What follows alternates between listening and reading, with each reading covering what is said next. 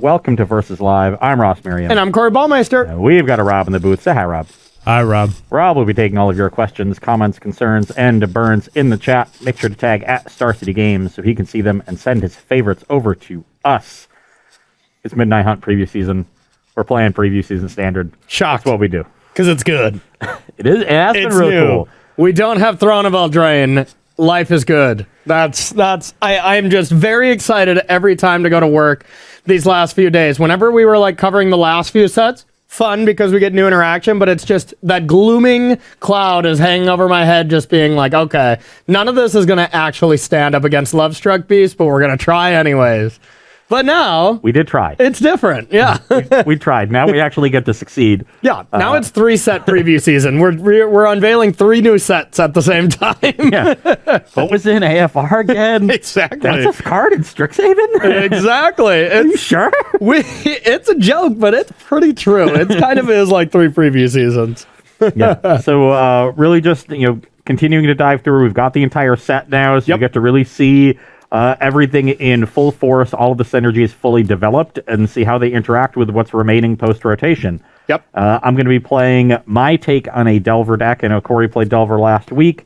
I have a Dimir variant here that's a little bit more aggressive. In particular, I want to try out Suspicious Stowaway, a card that I think has the potential to be very good.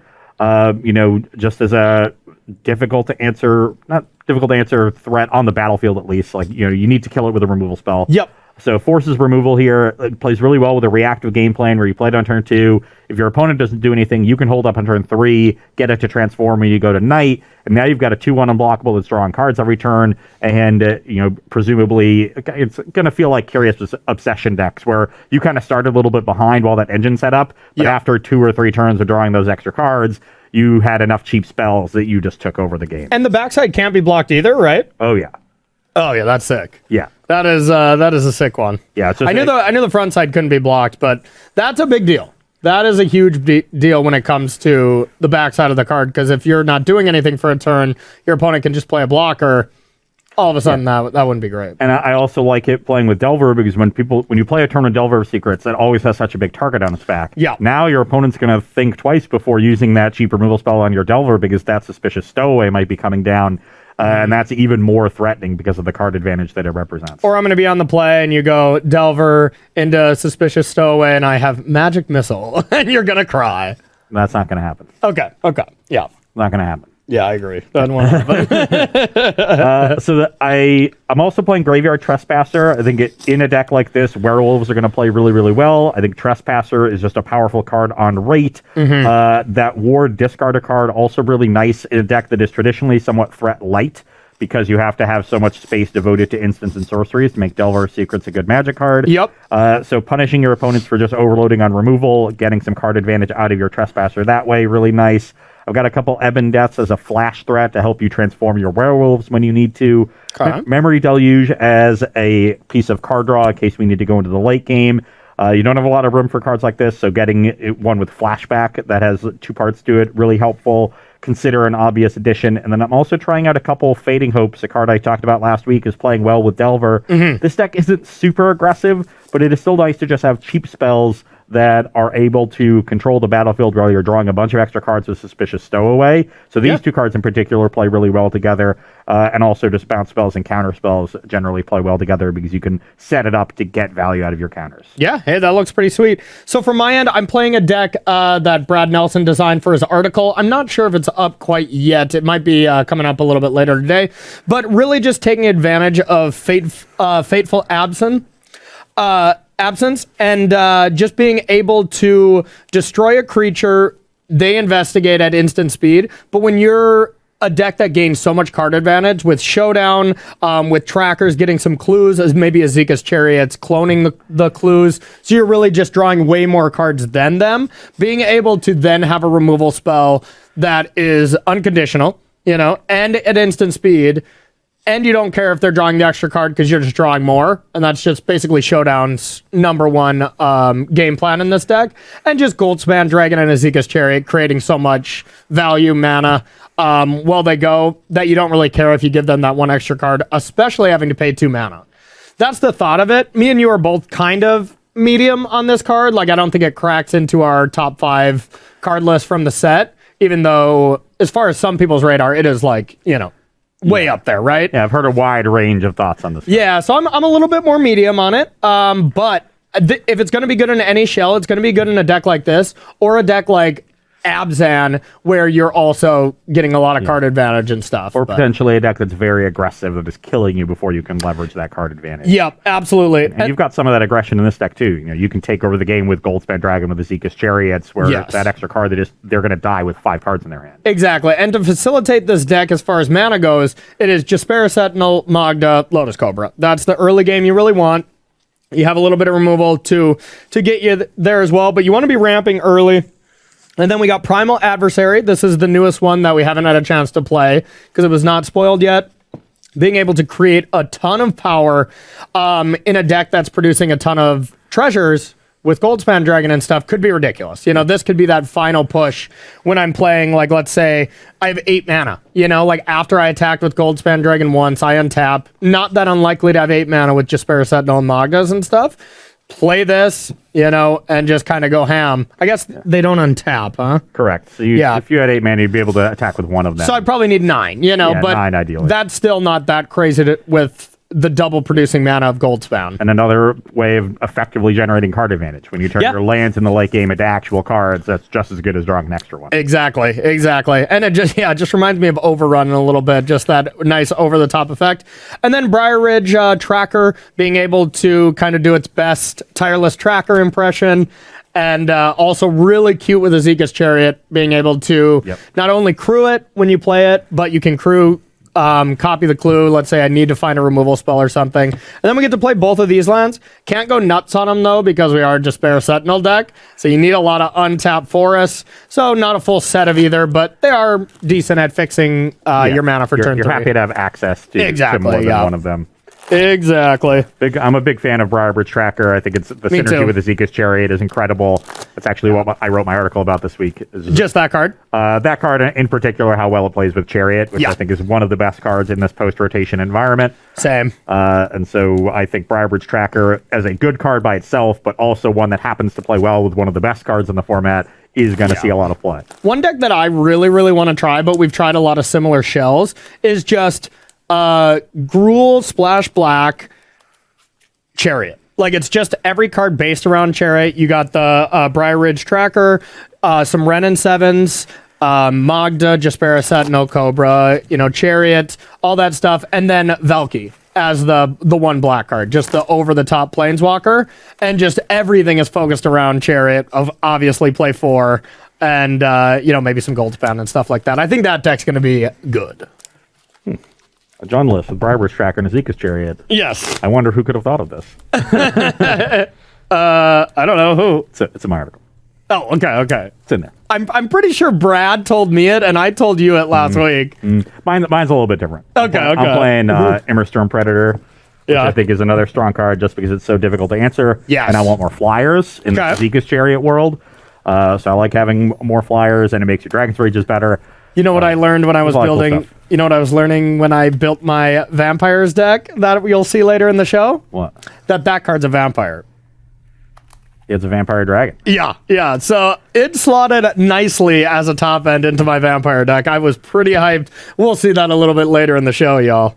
All right. I wonder if that's going to turn into this format's Falconwrath Aristocrat. It really could. I mean, that card was pretty controlled before, just because there were better things going on, They're either bigger things, or the big one was Extinction Event, being such a common sweeper. Shadow's Verdict doesn't touch it. Yeah. So now it's really just Cyclic Apparition, and I think white took a big hit. There's just not a lot of good white cards. No, I think Immerstorm Predator is a card that got unbanned severely, All right, I'm going to go first, since you must have got lucky last week. That hardly seems fair. Ooh. This hand is a bit of a clunkster, but I have my mana. I have some good cards. On the play is the only consideration to keep. I think I will. It's a bit of a loose goose, but... I will keep my hand as well. Okay. I have a Shatter Skull Smashing tapped, and I'll pass to you.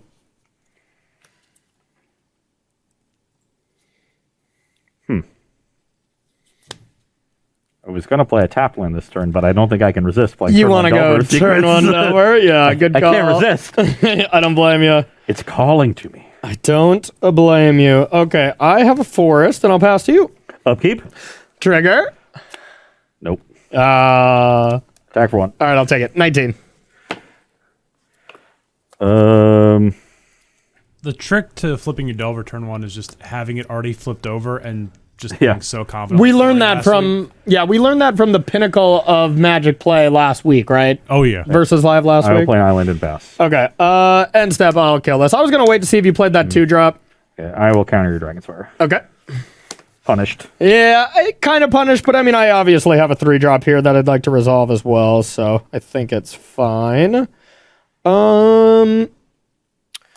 Now, I don't think I really need double green for too much, so I think I'm going to put this on the flip side, and I'm just going to be boring and play just a 4-3. Pass to you. Okay, upkeep Delver trigger on the stack. I will Fading Hope Primal Adversary and scry 1. Okay. That's pretty cute. I will put that card I don't want to the bottom. Okay. It's a creature I can't cast. Do you need some Oh my mana? god! You're doing... Yeah, Ross playing a Delver deck is like him playing an Aether Vial deck. Like, you know he's going to draw it late, and with Delver, he's not going to flip. You're at 18. Yeah. Shipwreck Marsh, and I do have a Suspicious Stowaway. Okay. Pass the turn. All right. Bang, bang. Kabloom. Kablooey. Pass to you. Did you enjoy that? No. Okay. Can't believe you're just blowing up Ross's spot like this. I know. I got another Delver, though. Okay. I'll pass the turn. Okay. Yeah, a bit unfortunate for you to have 2 Shatter Skulls there. So now I have to be a little wary of like another Dwari. There's also plenty of other counter spells that you can have. But I think this kind of plays around it. I'm going to go with Adversary. You got 3 cards. 3, yep. Adversary being able to make another 3/3 here, I think, is worth answering, so I will foil your scheme. Okay, just countered, right? Yep. Okay, and then I'll pass to you. Upkeep. Is it there? You did it, buddy. I know about your Dwari, though. Yeah. Attack for 3. Okay, 15. I'm just going to play this land. Okay. Pass the turn. Yeah, believe it or not, I have the land to go then Goldspan a Dragon. Yep. Declare tax. I'll get in there. I'm at 16. Okay, then I got to just spare a Sentinel, and then I'll pass to you.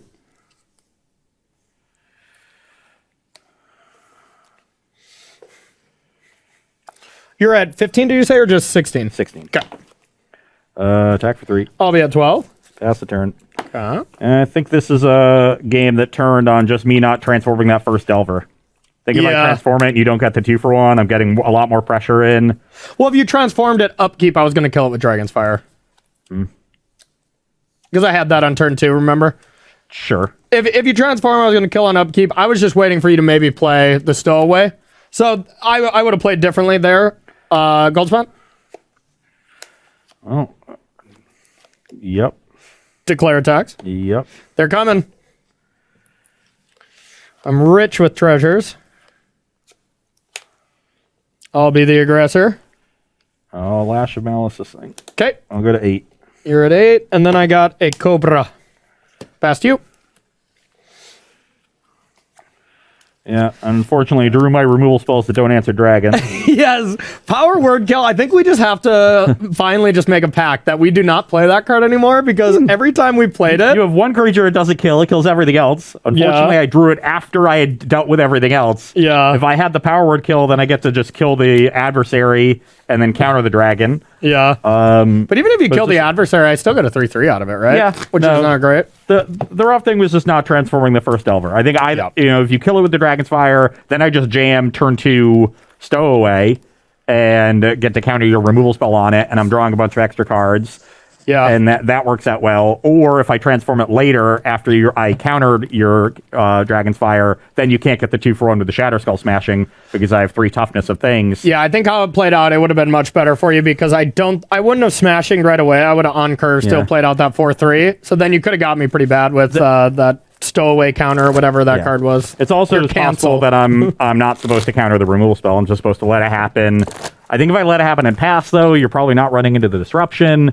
I could let it happen and then just jam the werewolf again and let you have a 3-drop because I still had the bounce spell. Yeah. Yeah, it was tricky. And I mean, honestly, that's going to be a lot of Delver decks in general. They've always been tricky, right? It's that fine line you got to dance, at least in like older formats. I didn't play a lot of Legacy, but that's what like Temur Delver felt like to me. Whenever I'd look over when Pete was playing the Temur Delver deck, whenever I was playing some easy dinosaur deck or something, I'd be like, yeah, good stuff over there. And then I'd go back to just casting dinosaurs. So. Yeah. It is a fine line, and you just got to have an understanding of the matchups and what's important, which is tough to do in previous season. Yeah, very true, very true. All right, well, that's game 1. Rob, you got a question for us? Yeah, we did have a question earlier, Ross, while you were going over your Delver deck. So how did you approach building the mana base, and do you think there's like a sweet spot for number of double-faced land cards you want? Well, in a deck like this, I didn't want to deal myself a lot of unnecessary damage, so I went with a lot of Jwari Disruptions as just a baseline counter spell that can work well as a follow-up to a turn 1 Delver. Aghanim actually seems good in your deck. You don't have that many creatures. I've just Delver. I have a 2-drop, a 1-drop, a 2-drop, and a 3-drop. Yeah. But only one of each. Yeah. So that's just what I picture as the perfect, but... So there are a couple Aghanims Awakenings. I basically just got to a number of instants and sorceries that I felt comfortable, which I'm on the low end. I think I'm in the 24, 25 range. Okay. Ideally, you'd be up there towards 26 to 28. So just a couple short. Maybe I should have a couple more double-face cards as a result. One I think you should have is Mauling. I do have a Hogger Mauling. Okay. Yeah. That's a nice one. Just with your 3-drop. The 3/3 that flips, you just like play that, then the next turn say go. Then you either have the 5/2, that Factor Fiction, the knockoff Factor Fiction, or a removal spell. Like that's kind of nice. Yeah, no, I agree. So I do have the one Hogger Mauling. So it was more about getting to a number of instants and sorceries that I felt comfortable with, and minimizing the amount of damage my mana base was going to deal me, or amount of EDB tap lands I was going to play. Because you're not going to have a lot of life link. You're not going to have a lot of ways to gain life in that deck. Trespasser is one way, which is another reason I like it. It's a card that can really affect races, and this is a deck that's probably going to race a lot. Yeah. No, that seems really cool. All right. How's your hand? My hand looks solid. I will keep. Yeah, mine's pretty good. I'm in. I will lead on a Hive of the Eye Tyrant. Okay. My mana base is pretty awkward of just what to play first. I think it's pretty safe that I'm gonna need some red, so I will give up on this Shatter Skull Smashing, put this into play tapped, and pass to you. Okay, I have an island and a pass of the turn. Okay. All right. I have a layer, and I would like to jam one of my threats, but I don't know which. Let's go with Ranger Class. Okay, I'll counter it. Okay, pass to you. Got that Jwari Disruption. Get it out of there.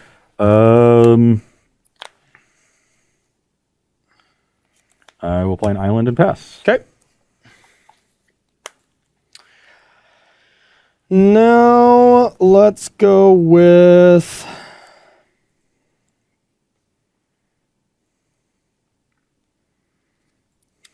I'll go with a land and Lotus Cobra. Sure. Playing around Jwari Disruption here. I'll pass to you. End step, all power word, kill the Cobra. All right. Yeah, you got to use that at any point you can.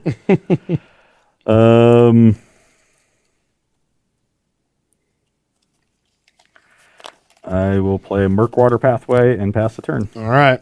So you have 4 mana. Into the Story's not available right now. Okay. All right. Corey just can't break out of old habits. I can't. I refuse. Okay. I am going to play a land. And I'm going to go for a tracker. Briar Bridge Tracker. Yes, please. That will resolve. All right. And yeah, we need a clue. We got some of those. Come on, Sam Black, help out. I'll pass to you. In step, I'll play Memory Deluge. Okay. So look at the top 4, and I get 2 of them. This card is going to be nice, also, everyone, with Wilderness Reclamation decks in Modern. I think that's going to be sweet. Agreed. Agreed. Certainly want this one. And... You don't even show me? No, because I got anything. Wow. Yeah, I'll take that one too. Just anything, he says. Okay. Anything I want. All right, fine. Pretty good card. Pretty good card. Okay, I've got an island and a stowaway. Okay. Pass the turn. All right. It's just a regular stowaway. You don't have to be concerned about it. Yeah. Okay, I will attack. I will take 4. Okay. 16. Now, I definitely want to play something. I don't want your thing to flip. So it is day now, huh? Yes. Okay. And I can just play my 2-drop and then hold up 2 mana and just crack a clue. Or I can go for something bigger into a pretty clear counter spell. There's a possibility you don't have it, but I think I will go with a Lotus Cobra to start. Sure. Past you. And you loot just on the normal connect, right? Yep. Okay. Okay. Attack for 1. I wouldn't like to block. You're a 19. Okay. I will loot. Okay. Okay. I will discard a Fading Hope. Okay. Play a Shipwreck Marsh.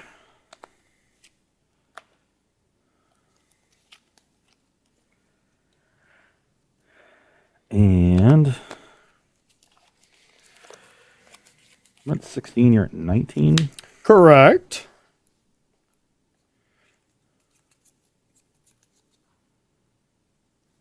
You have 4 in hand. 4 in hand. All hot mediums. All not land. You can very well, deduce that one. Okay, I'll pass the turn. All right.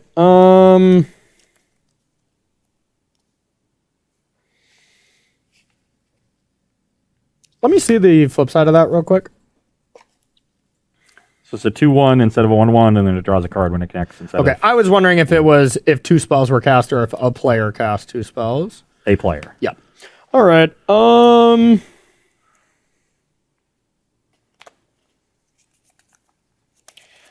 End step, I'm going to sack a clue. Sure. Nighttime? Yep. Nice. Okay. Draw. Now.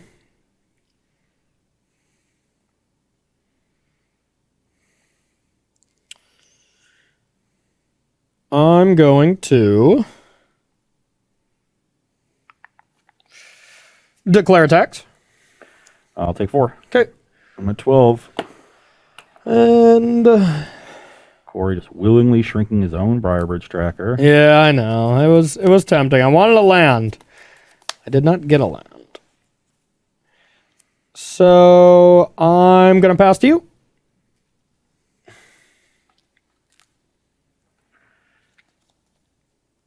On your end step, I will Hogger Mauling the tracker. Zamaling. Okay.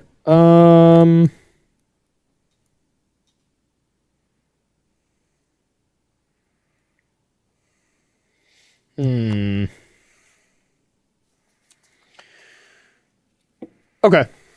Go to my turn. Yeah. Upkeep. I'm going to give it the old fateful death. Sure. Okay. I get a clue. Clue for you. Yep. I will draw a card. Sure.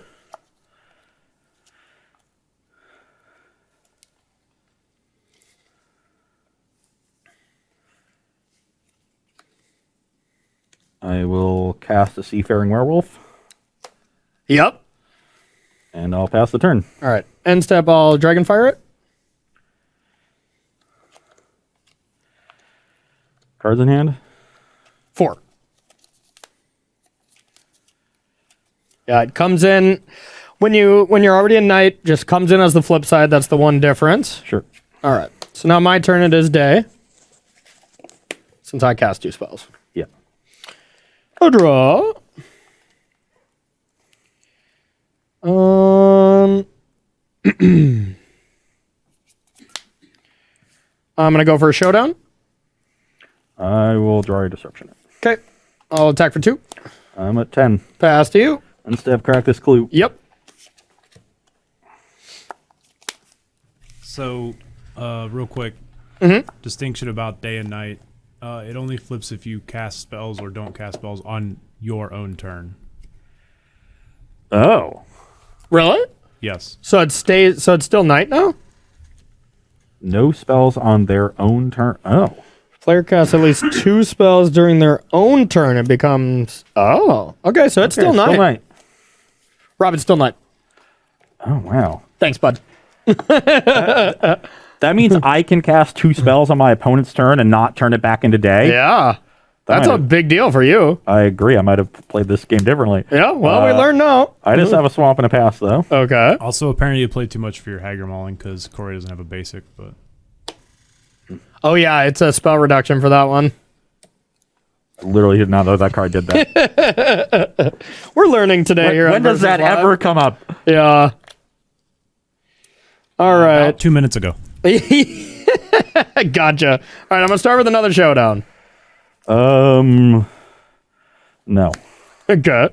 Foil your scheme. I'll attack. I'll go to 8. And pass to you. And the step, I'll play Ebb and Death. Okay.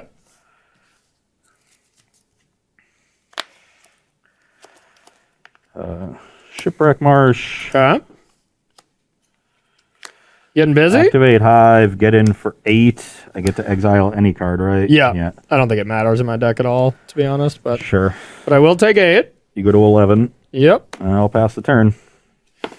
Okay. Well, this is getting stupid over here.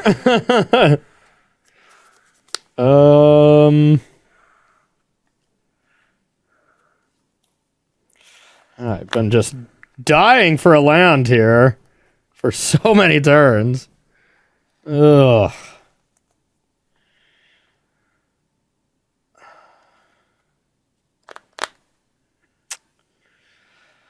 One card, eh? Yep. Well, I'm not winning this race, so I have to figure out another plan.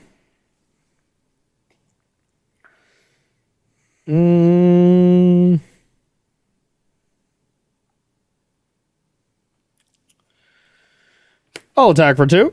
I'll go to 6. Okay, and I'll pass to you. Gotta figure out another plan. Okay, I'll just I'll say go. do nothing but attack. Yep.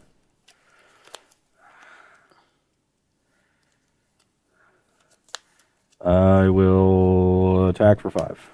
I'll try to kill it. That resolves. Okay. I'll get a clue. Yep. Pass the turn. Well, not the best at these moments where I'm trying to trying to win with card advantage and never drawing a land. Ugh. All right. Brybridge Tracker. I think I'm at the point where I just counter everything. Yeah, that makes sense to me. Foil your scheme again.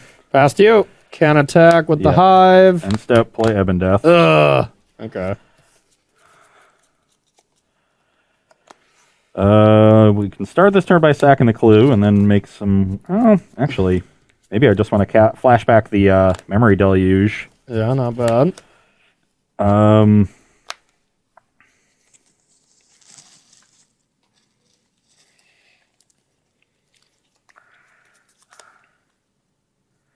No, I think I...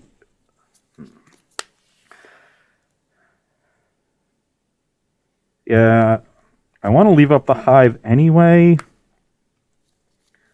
Yeah, let's just attack with Ebondeath. Down to 6. So we got 6 all.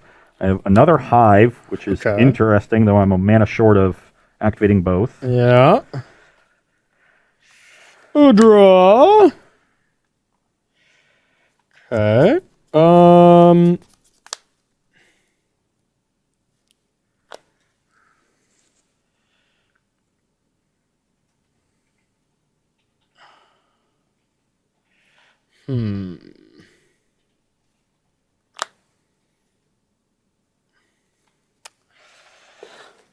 Okay, I'm going to play this. I'm going to add some color of mana. I'm guessing red.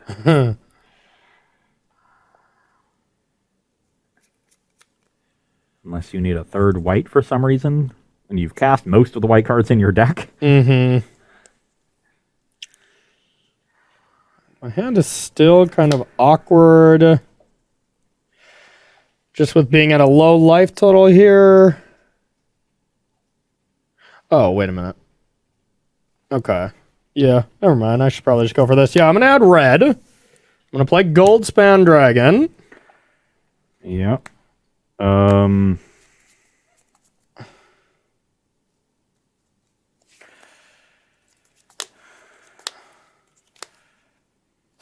I will sack Clue in response. Okay.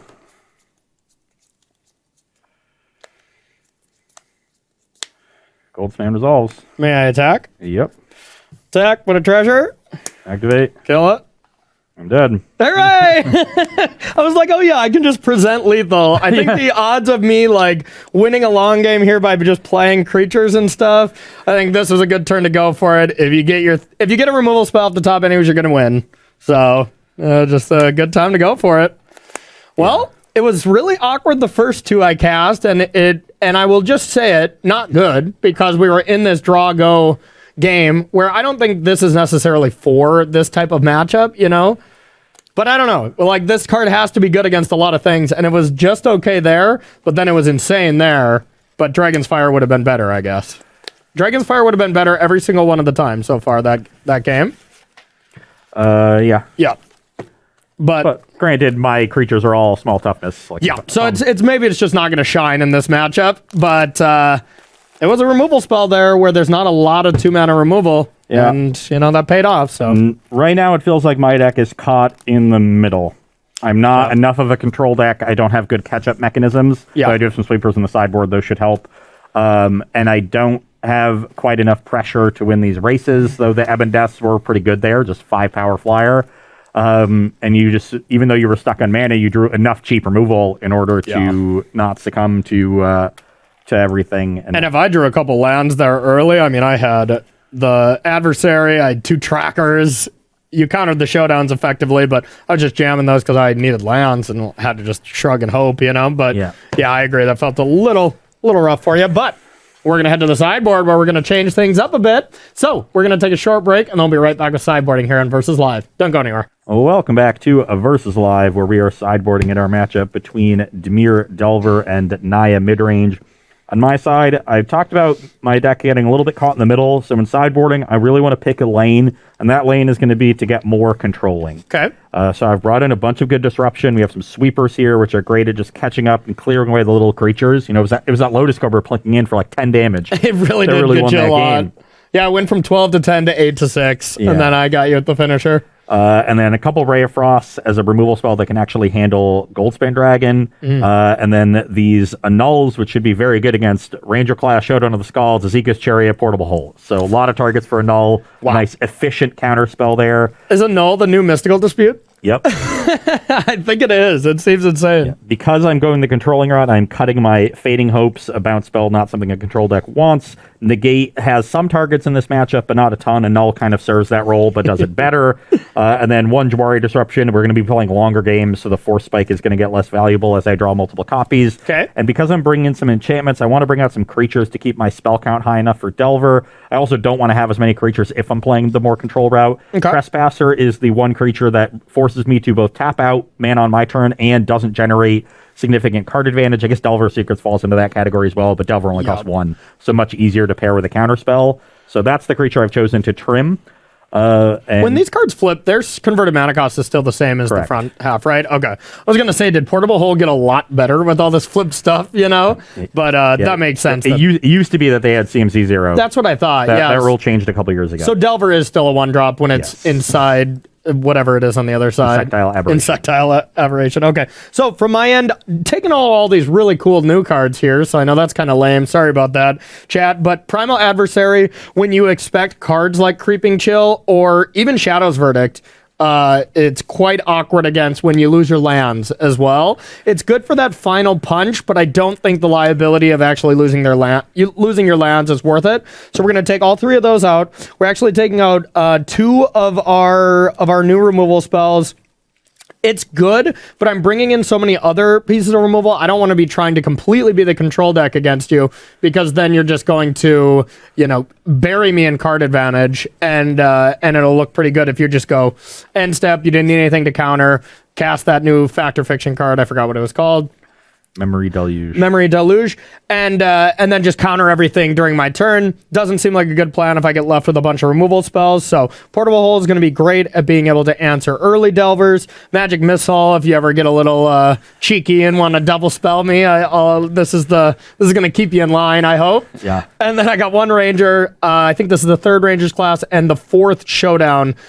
Just if I can ever resolve this, that is kind of a control deck's nightmare, just to be buried in card advantage from the other side. Yep. Also making those cheap creatures into big threats. You can maybe get a creature out of Crippling Fear range. Yep. Yeah, it's kind of sad that Crippling Fear is like the go-to black sweeper now, because, well, it does not hit Goldspan Dragon, and that's a card we're going to have in check. Neither does Shadow's Verdict. So Yeah.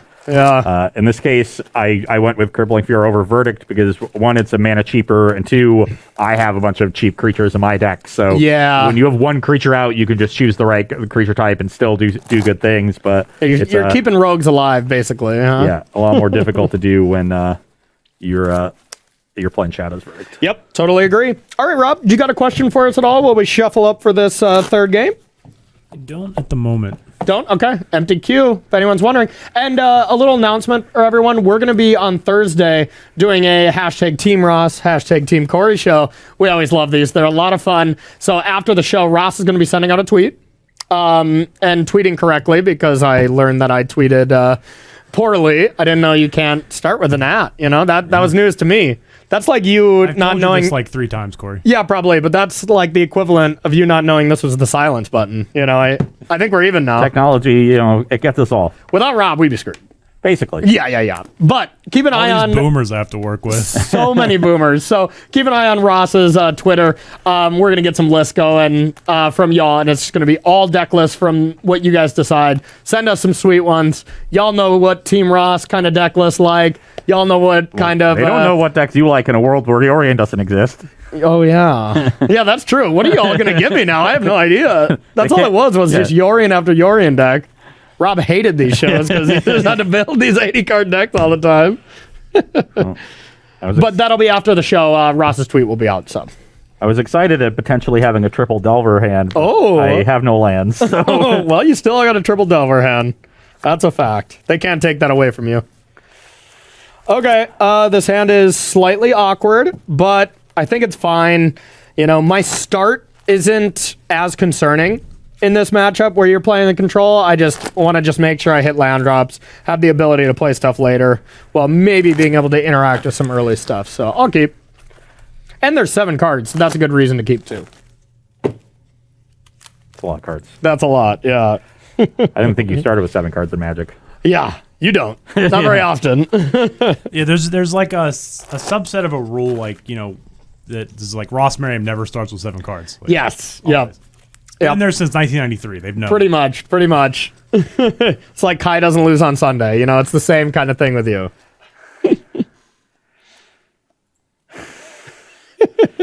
No lands to 6 lands, eh? Hey, I kept a nice 6-lander. Oh, look at that discipline. He's just already down to 6. It's like, 6-lander? No, thank you. I'm like 7 with a 6-lander. Snap it off. Snapping it off. Yeah. Maybe some of my lands are creatures and spells, but I won't disclose that. No one knows. No one knows. It's provocative, though. Down to 5, huh? Yeah, Okay. we'll be fine. Everything's going to You'll be okay. fine, for sure. We don't know about fine. You'll for sure be Stas fine. wants to know, Ross, if you considered drawing better hands. Hey, that's a good point. I hadn't thought of that. My sister's the artist in the family. I can't draw. Oh, nice. That was good. We got a solid 5 here, so Okay. Bring it. lead on Island Delver. All right. It's on. I have a layer. I'll pass to you. Bang. Got there. That's not good for me. I will play a swamp and attack for 3. 17. You're up. Okay.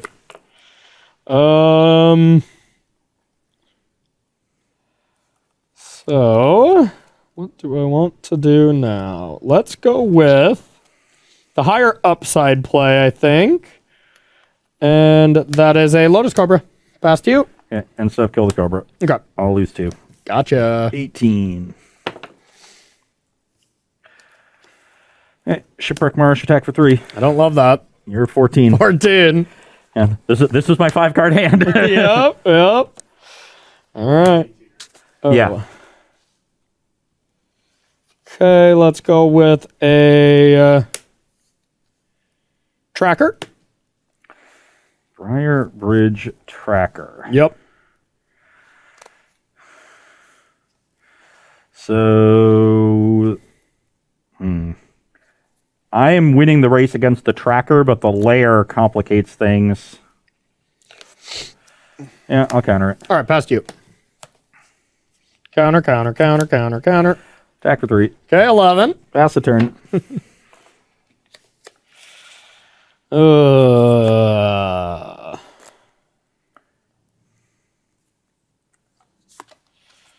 We taking 3? No. Pathway. Just a pathway. And then I'll try to smashing for 2. I'll counter unless you pay 1. No, I'll pass to you. Attack for 3. 8. I will play Clearwater Pathway and pass. Okay. All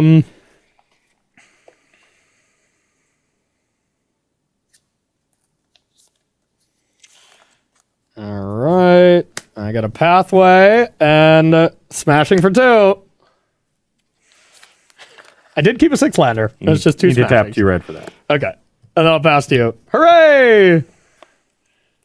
Swamp, go. Okay. All right. I'll give you an annul target here, though.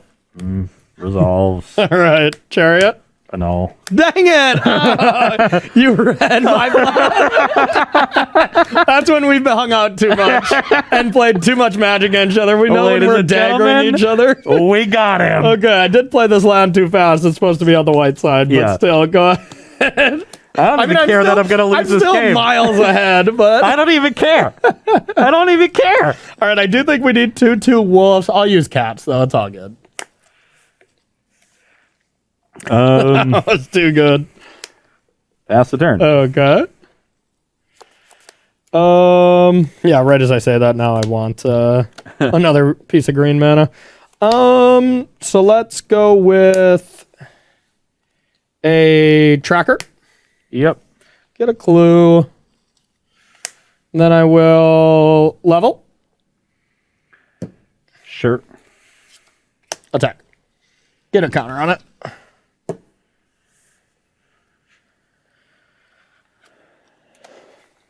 It'll be your turn if you got nothing else. No, I'm going to power word kill the wolf. Okay, it's a cat. Pass to you. Is that the first time Power Word Kill has actually killed something? I know, pretty much, yeah. It's the world's worst removal spell. And it's daytime. Okay. Gotta stow away. That's actually kind of scary.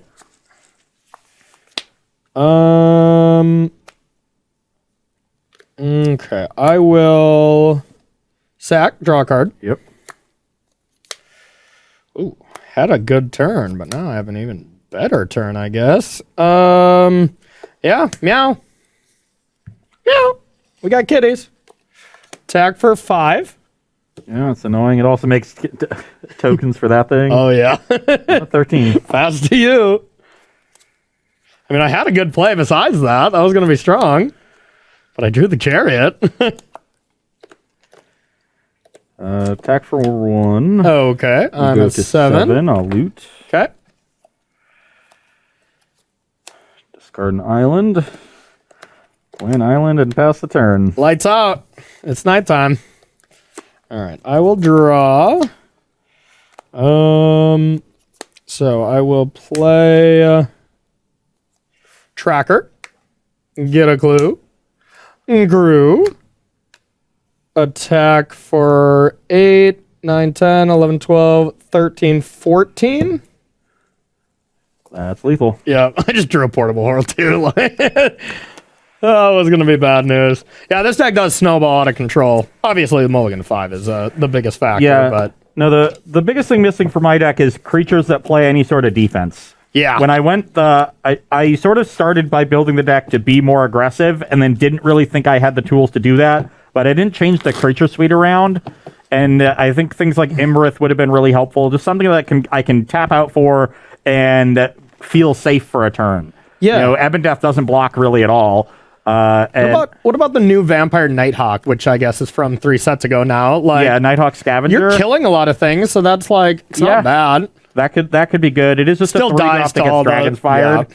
Could be a good sideboard card for aggressive decks. Yeah. It's definitely a sideboard option. The biggest problem, though, is when you bring in cards like that, you want to bring that in when you're essentially pivoting, but when you're still just a Delver deck, I leave those removal spells in. Yeah. You know, like maybe I'm pivoting and bringing in more portable holes, which is better for you, but is that enough? Like, probably not. So that could just be a reason to want to just be a Dimir control deck, because that sounds good to me. If you're just only Imrith, Dimir control stuff, and then post board you bring in those against these style of decks, that just sounds better to me than having Delver in your deck at all, and then you don't have to worry about the deck constraints. But I know chat is losing it right now that I just said that Delver is bad. But, you know, maybe it's just not as good as it used to be, and everyone's having that honeymoon phase, like it's back and it's got to be good. They haven't but- liked any of the Delver slander for the past few days. I know. Well, I know. Yeah. I think you'd rather be Izzet. Yeah, I think Izzet is the better shell for it, with just that and Goldspan Dragon. Maybe the Looter as well. Maybe, yeah. I think you can play those 12. Yep. And then you get better cheap removal. You get things like Expressive Iteration. Yeah. So Iteration is a little awkward with Stowaway because you're casting all the spells in your turn. Yeah. Probably just don't want that. Yeah, I think it just ends up being really awkward. Like that, I would rather have just played a control deck with better win conditions and more removal. What about Delver, the Channeler, whenever something gets dealt damage, and Goldspan? Just that it. And then all runs Expressive Iteration. You get to play Magic Missile. So like Delver into the Channeler, into Magic Missile seems busted to me. You know, like against a lot of decks. Yeah, And then flip that could it. be good. And it's a source of card advantage where then you can kind of keep up with these decks that gain so much advantage already. Maybe. Yeah, no, I could see that. I could see that for sure. Then you get Burning Hands in the board and stuff. Yeah, I think the red removal is just better than the black removal for the most part. If then- you're not playing Shadow's Verdict. Yeah. Like the big gain from black is Shadow's Verdict, and when you're delvering, you can't really do that. Yeah. So I don't think Delver wants to be played with black cards for that reason. Whereas with red, you just get more cheap burn and interaction with those cards, and Expressive Iteration that helps you find them all. So Could even be Snow and play Faithless Haven, you know? A little rough when you're blue-red. Like, we've seen it work before with Izzet Dragons. I'm And just Faithless off Haven is Snow without awesome, Fabled but- Passage. Because Fabled Passage was an honorary snow land, and they've That's just a good They've point. just all lost that land. Yeah. And it's just a really big deal. That's true. I agree. And don't play Rowan. I tried that. Yeah. It's not good. The bigger issue with Izzet is that you don't have a slow land. You have to play a Snarl. Yeah. Yeah, you do. Or you just don't even play them. Like, honestly, just make your mana base a little bit worse. Play Pathways. You don't get fashionably late land. Yeah, who knows? You want to play a pity game at all, or you want to move on? Let's just move on. Okay. We're already close to 2. We can stretch the other ones if we need to, but just not a Sounds strong great. showing from Delver, which honestly, I'm not too surprised by. You beat me when I played Delver too, right? Yeah. Last show, I wasn't impressed with it either. To be fair, mine was an Izzet deck, but it was trying out some things. It was firmly in the category of trying out things. I think if we perfected it, and now we have the full set as well. So maybe there's a couple additions and stuff where I think Izzet is the best home for it. But I still thought it was cool. Yeah. Just didn't pan out the way you wanted with some mulligans and stuff too, but. Yeah, but even with a couple extra cards there, I think I was in rough shape. None of the... it was hard for me to generate card advantage with Stowaway to set that up eventually. And it was hard, and it's so vulnerable.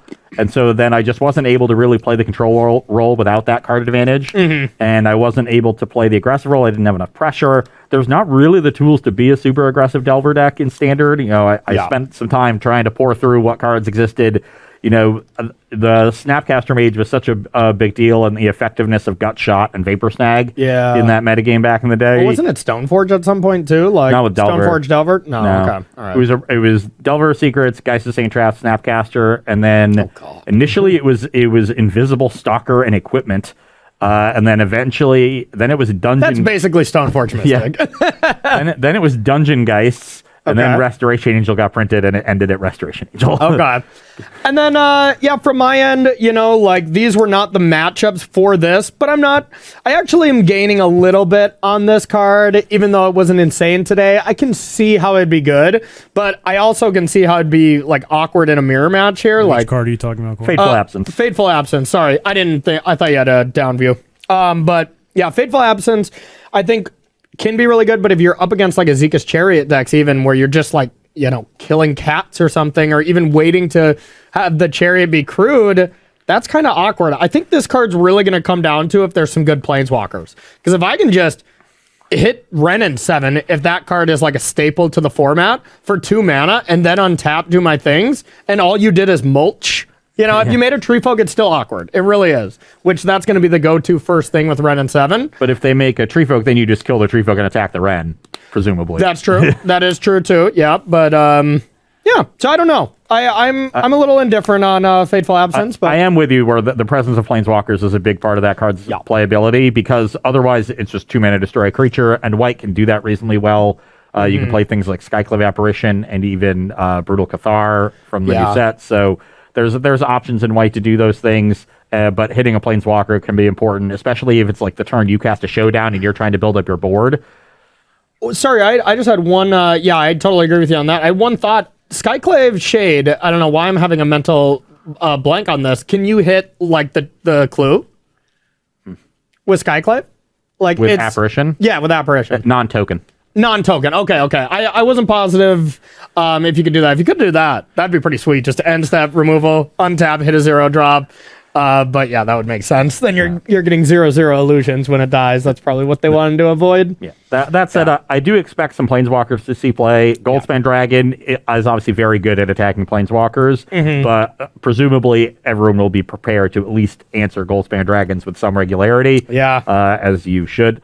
And if you're able to do that, then there are certain Planeswalkers that are definitely powerful enough to take over games. Yeah. Now that we don't have the same over-the-top threats that we used to have. Agreed. And one last thing I'll say about this deck: this shell of Goldspan, Magda, Jaspera, Azeka's Chariot. Once again, even add some Cobras in there. Whatever you're doing with your extra stuff, this still seems like the best thing to me after seeing the whole set. I really do think Gruul was pushed, maybe even pushed a little too far.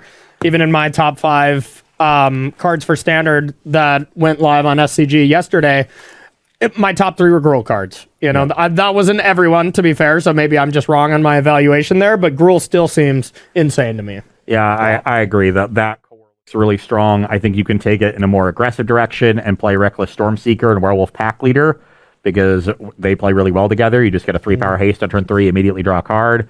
That's the Transformer? The 3-drop. It's the 3 mana 2/3 at the beginning of combat. You give a creature +1/+1 haste. Also great with Chariot. So that curve of Werewolf Pack Leader, Stormseeker, Chariot draws 2 extra cards, makes an extra cat, and attacks them for 15 total damage by turn 4. Yeah. That's insane. No, I think that's probably the sleeper card. Not many people are respecting it, and it wasn't even one of my top 5 because I'm unsure if it's going to be busted, but it has a lot of synergies with that, and I could just see Gruul being the best deck where instead of trying to be Lotus Cobras and stuff, you're pack leadering, you're playing that 3-drop, and then you just go big with the 6-drop and maybe not even play Goldspan Dragon. You play Arlen and Azeka's Chair. You got to cut something, but... Well, we are going to see Reckless Stormseeker in the next match because I'm going to be playing it in a mono-red aggro shell. Ooh, the classic spicy. week 1 beatdown. I like it. Okay, everyone, we are going to take a short 5-minute break, and we'll be right back with round number 2 here on Versus Live. Don't go anywhere.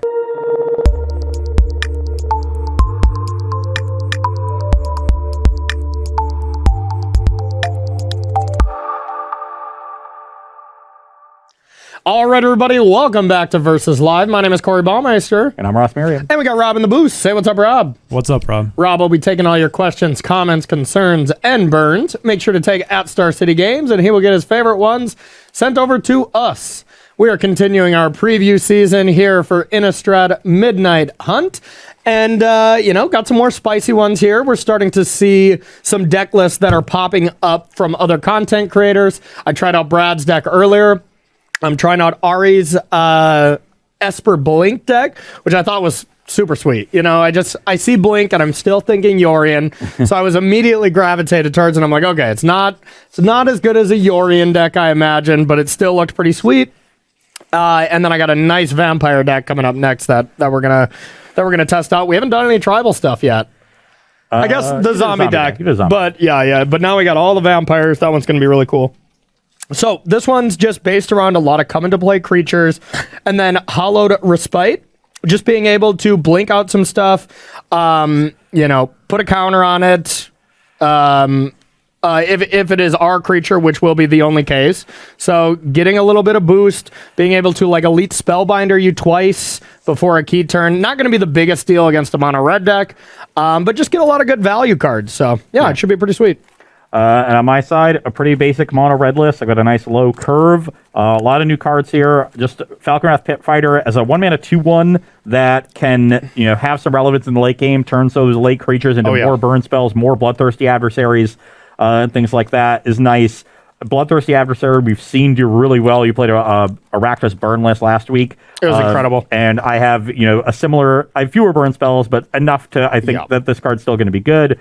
Reckless Stormseeker. Still my the top rated one for me. Yeah, of the cycle. I agree. For sure. Reckless Stormseeker is a card I'm really excited to try out, and certainly the one I'm looking most closely at in this list. Okay. I just think it's a really powerful card. Essentially giving all of your later creatures haste, really important. I get to follow it up immediately with a 4-power Flying Dragon. This is sort of my late game punch card.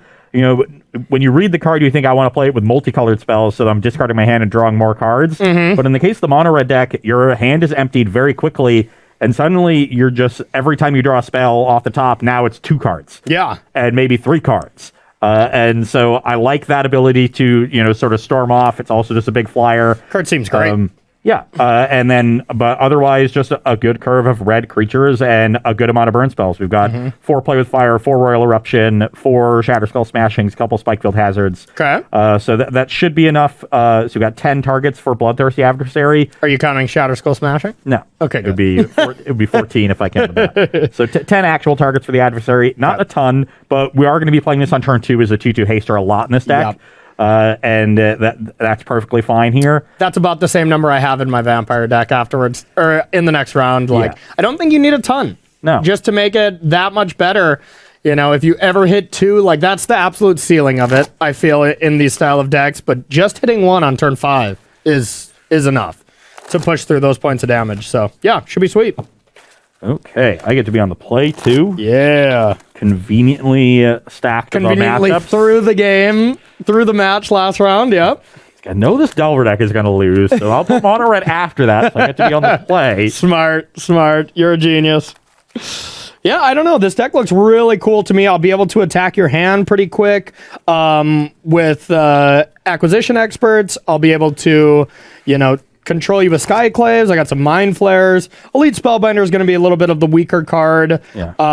But Historically, yeah, some really cool decks stuff. like yours have been pretty good against aggro because you're playing to the battlefield while interacting. Yep. But I think some of your tools are a little bit slower than they used to be. They definitely are. You don't have the same defensive capabilities it used to have, so this should be an interesting matchup. I think it'll get a lot closer than the Blink decks from a year or two ago that really crushed aggressive decks. Yeah, and I think the main thing from that is Omen of the Sun, which you walked into every single time in the 2 years that card was in Standard. I just couldn't believe it was in anyone's deck ever. I know, but it just always blew you out, you know? Like, so it earned its spot here on Versus Live at the pinnacle of professional play. When I play red aggressive decks, I attack. And that's a card that made you not attack, so it was very confusing to me. And when Ross plays blue decks, he mulligans. So, you know, these are just things Ross does. When he plays Vile decks, you draw them on turn 7, 8, and 9.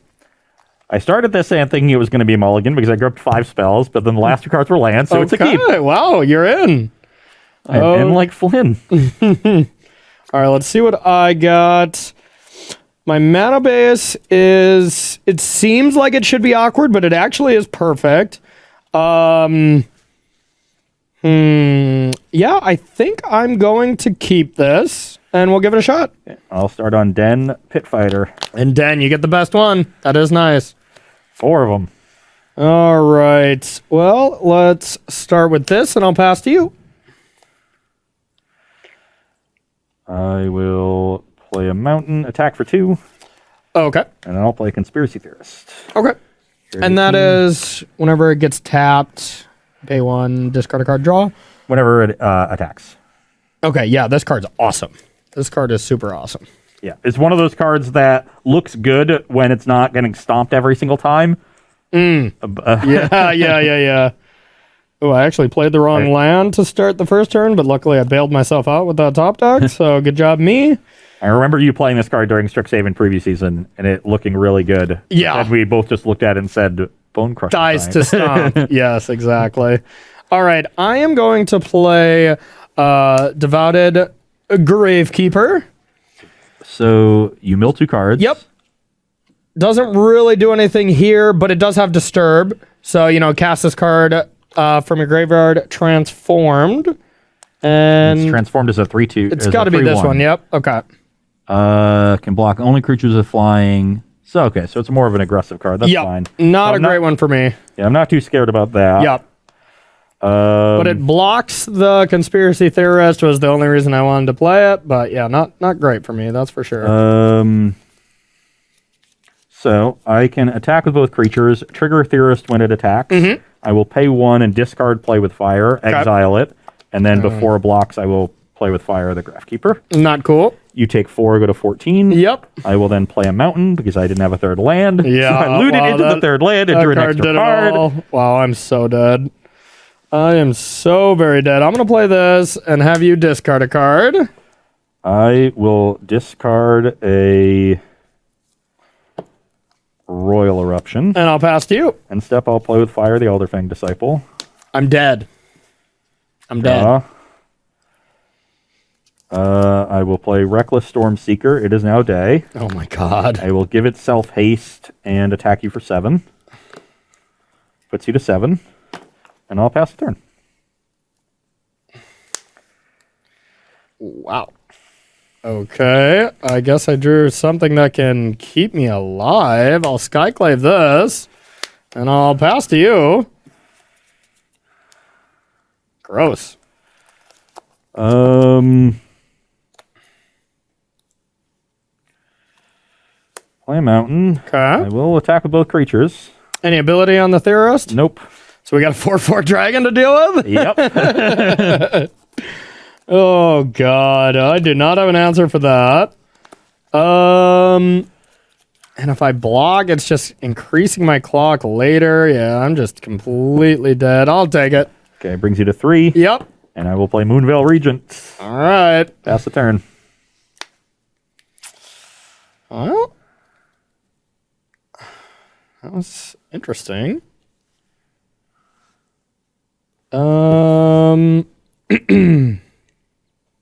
It's definitely interesting. Let me give that one another read real quick.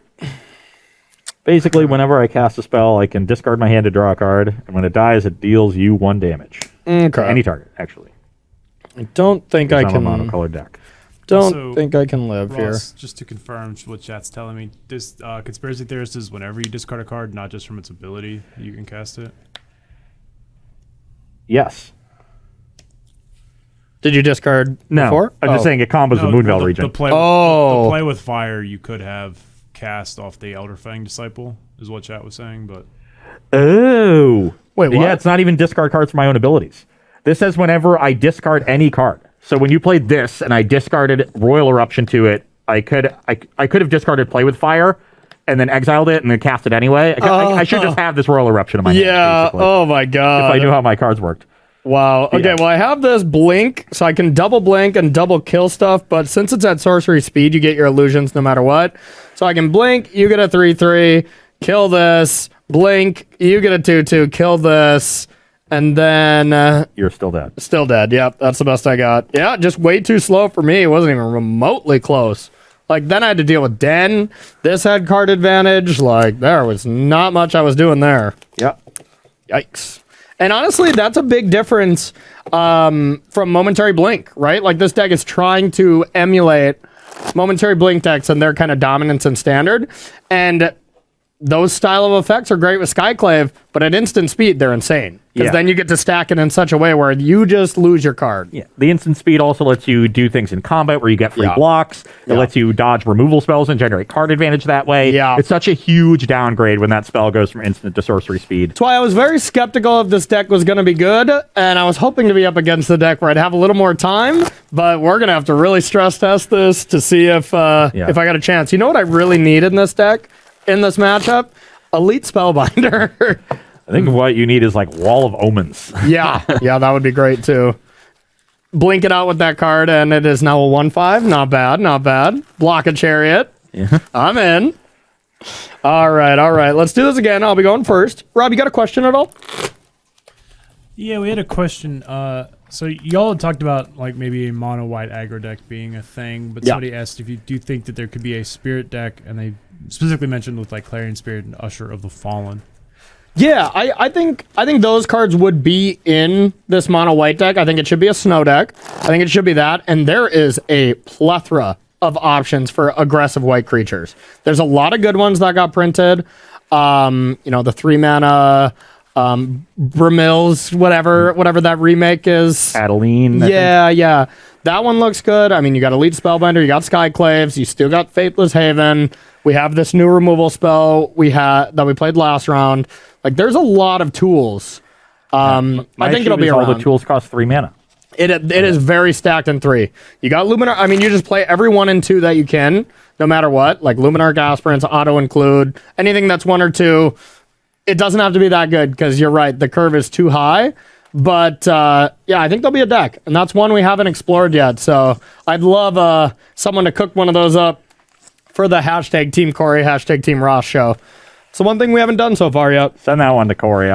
Send it to me. I'm very low on mono white. I think that deck needs a strong low curve, and it just doesn't have it. Yeah.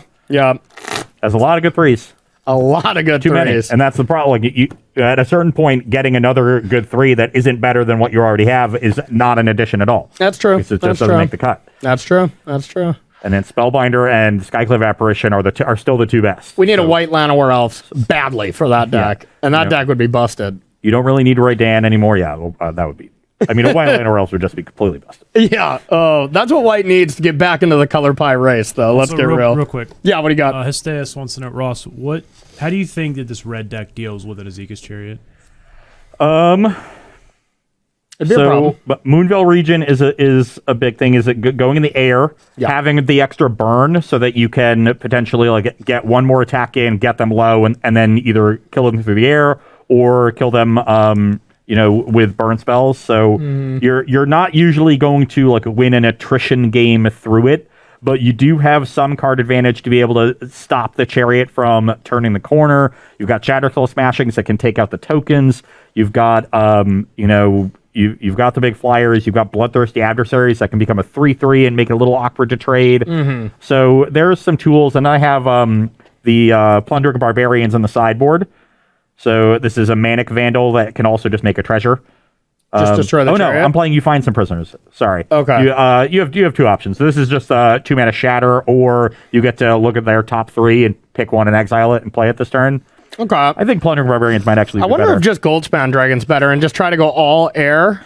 Well, you know? I'm also playing some Flame Skulls. I got 1 main, 2 in the I like sideboard, that. some more flyers. Yeah, I think your And plan then should just be flyers. Yeah, so flyers and burn spells is really the main plan. Yeah, that seems good. Because, yeah, it seems tough to me as well, Hesteus. Yeah. Like, game 1, that'd be kind of rough. But, you know, if the speed is there, you can just pick off Jaspera Sentinel, pick off Magda, pick off Cobra before it gets going. Magic Missile would be a nice tool for you as well. You got a couple of those in the side, Brad. Yeah, I'm wondering if that's just a main deck card now these days. Like, every time I've played it, it's been unbelievable in previous season. And it's like, it's been in my sideboard. I brought it in, and then it's just broken all the time.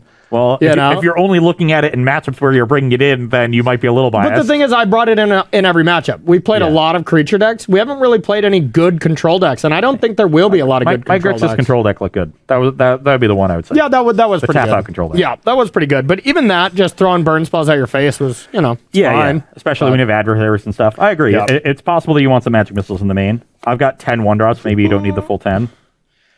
Oh, no. Yeah, the basic answer to your question is flyers and bird spells. Yep. Yeah. Can I be risky and keep this hand? Even if I hit, it doesn't feel very good.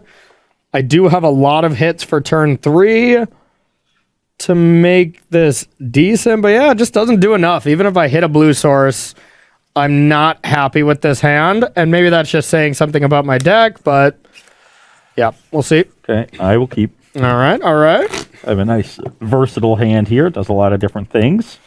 Wow, It must can, be nice. It can play out in different ways depending upon how Corey starts and what my first couple draws are. Are you playing the Channeler in that deck too? I am not. I am playing the Adversary and Conspiracy Theorist are the only 2 drops. Interesting. That card's insane, but if you're not playing a lot of burn. Yeah, I was trying to be a little bit more creature heavy with just the straight mono red. I have 10 ones. I'm playing a Akum Hellhound and the 1-drop Vampire and 2 Hall Monitors still. Okay, well, this hand is just about as bad. In fact, I think it's actually a little worse. But since I'm on the mulligan, I think I'll keep it, get a little risky. And, God, this card just does not seem good. So we'll put this to the bottom. Play tap land past you. Okay, I have a Hellhound. The Hellhound, eh? All right, well, that was a good draw. We have a chance now. Slim, but it's there. And... yeah, let's start with our lifelinker. Pass to you. Cards in my graveyards cannot be the target of spells or abilities. Take that. Huh. Well, that's going to be a problem. Yeah. Denic Pisces Apprentice. I just have another Hellhound, and I'm not going to attack into your 2/3. Good call, good call. Guess I potentially could and bluff a Play with Fire there. Yeah. I already drew, but yeah, you're okay. But I honestly think Corey would just take that trade. Yeah, I definitely would. I'd call you on that one. Now let's go with I'll attack. No blocks. 18 to 22. 18 to 22, and then I'll play this card. What does party consider again? Rogue Warrior Wizard Cleric. Okay, so yeah, just discard a card. Or wait, it does hit. Yeah, sorry, I guess not to show my hand, but I'll start with the cleric. My bad. Okay, I'll discard Bloodthirsty Adversary. Pass to you.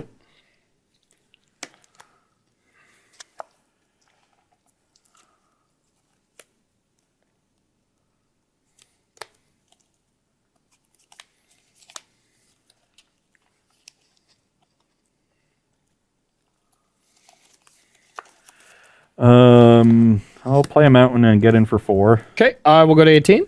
And I'll just pass the turn. Okay.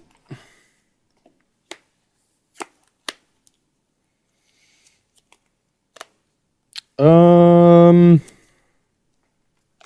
declare attacks. Take 3. Take 3. 15 to 20? 15 to 20. Yep. And yeah, I'll just play the expert. So now it's 2. Now you reveal 2. Yep. And then I just pick 1. Other one, please. Pass to you. That's incredibly awkward. Good, good, good.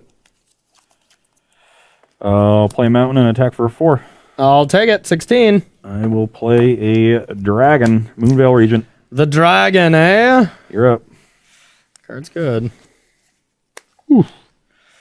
It's a big hit for the Skyclave. Needed that one. Didn't have it, just drew it. No, I had it the whole time. Ooh, gulp. Yeah, I don't think I want to do any blocking here, so we'll get in. 11 to 18. Pass to you.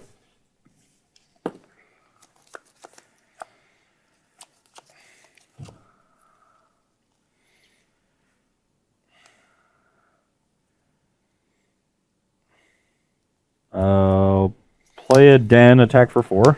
Okay. 14. 14.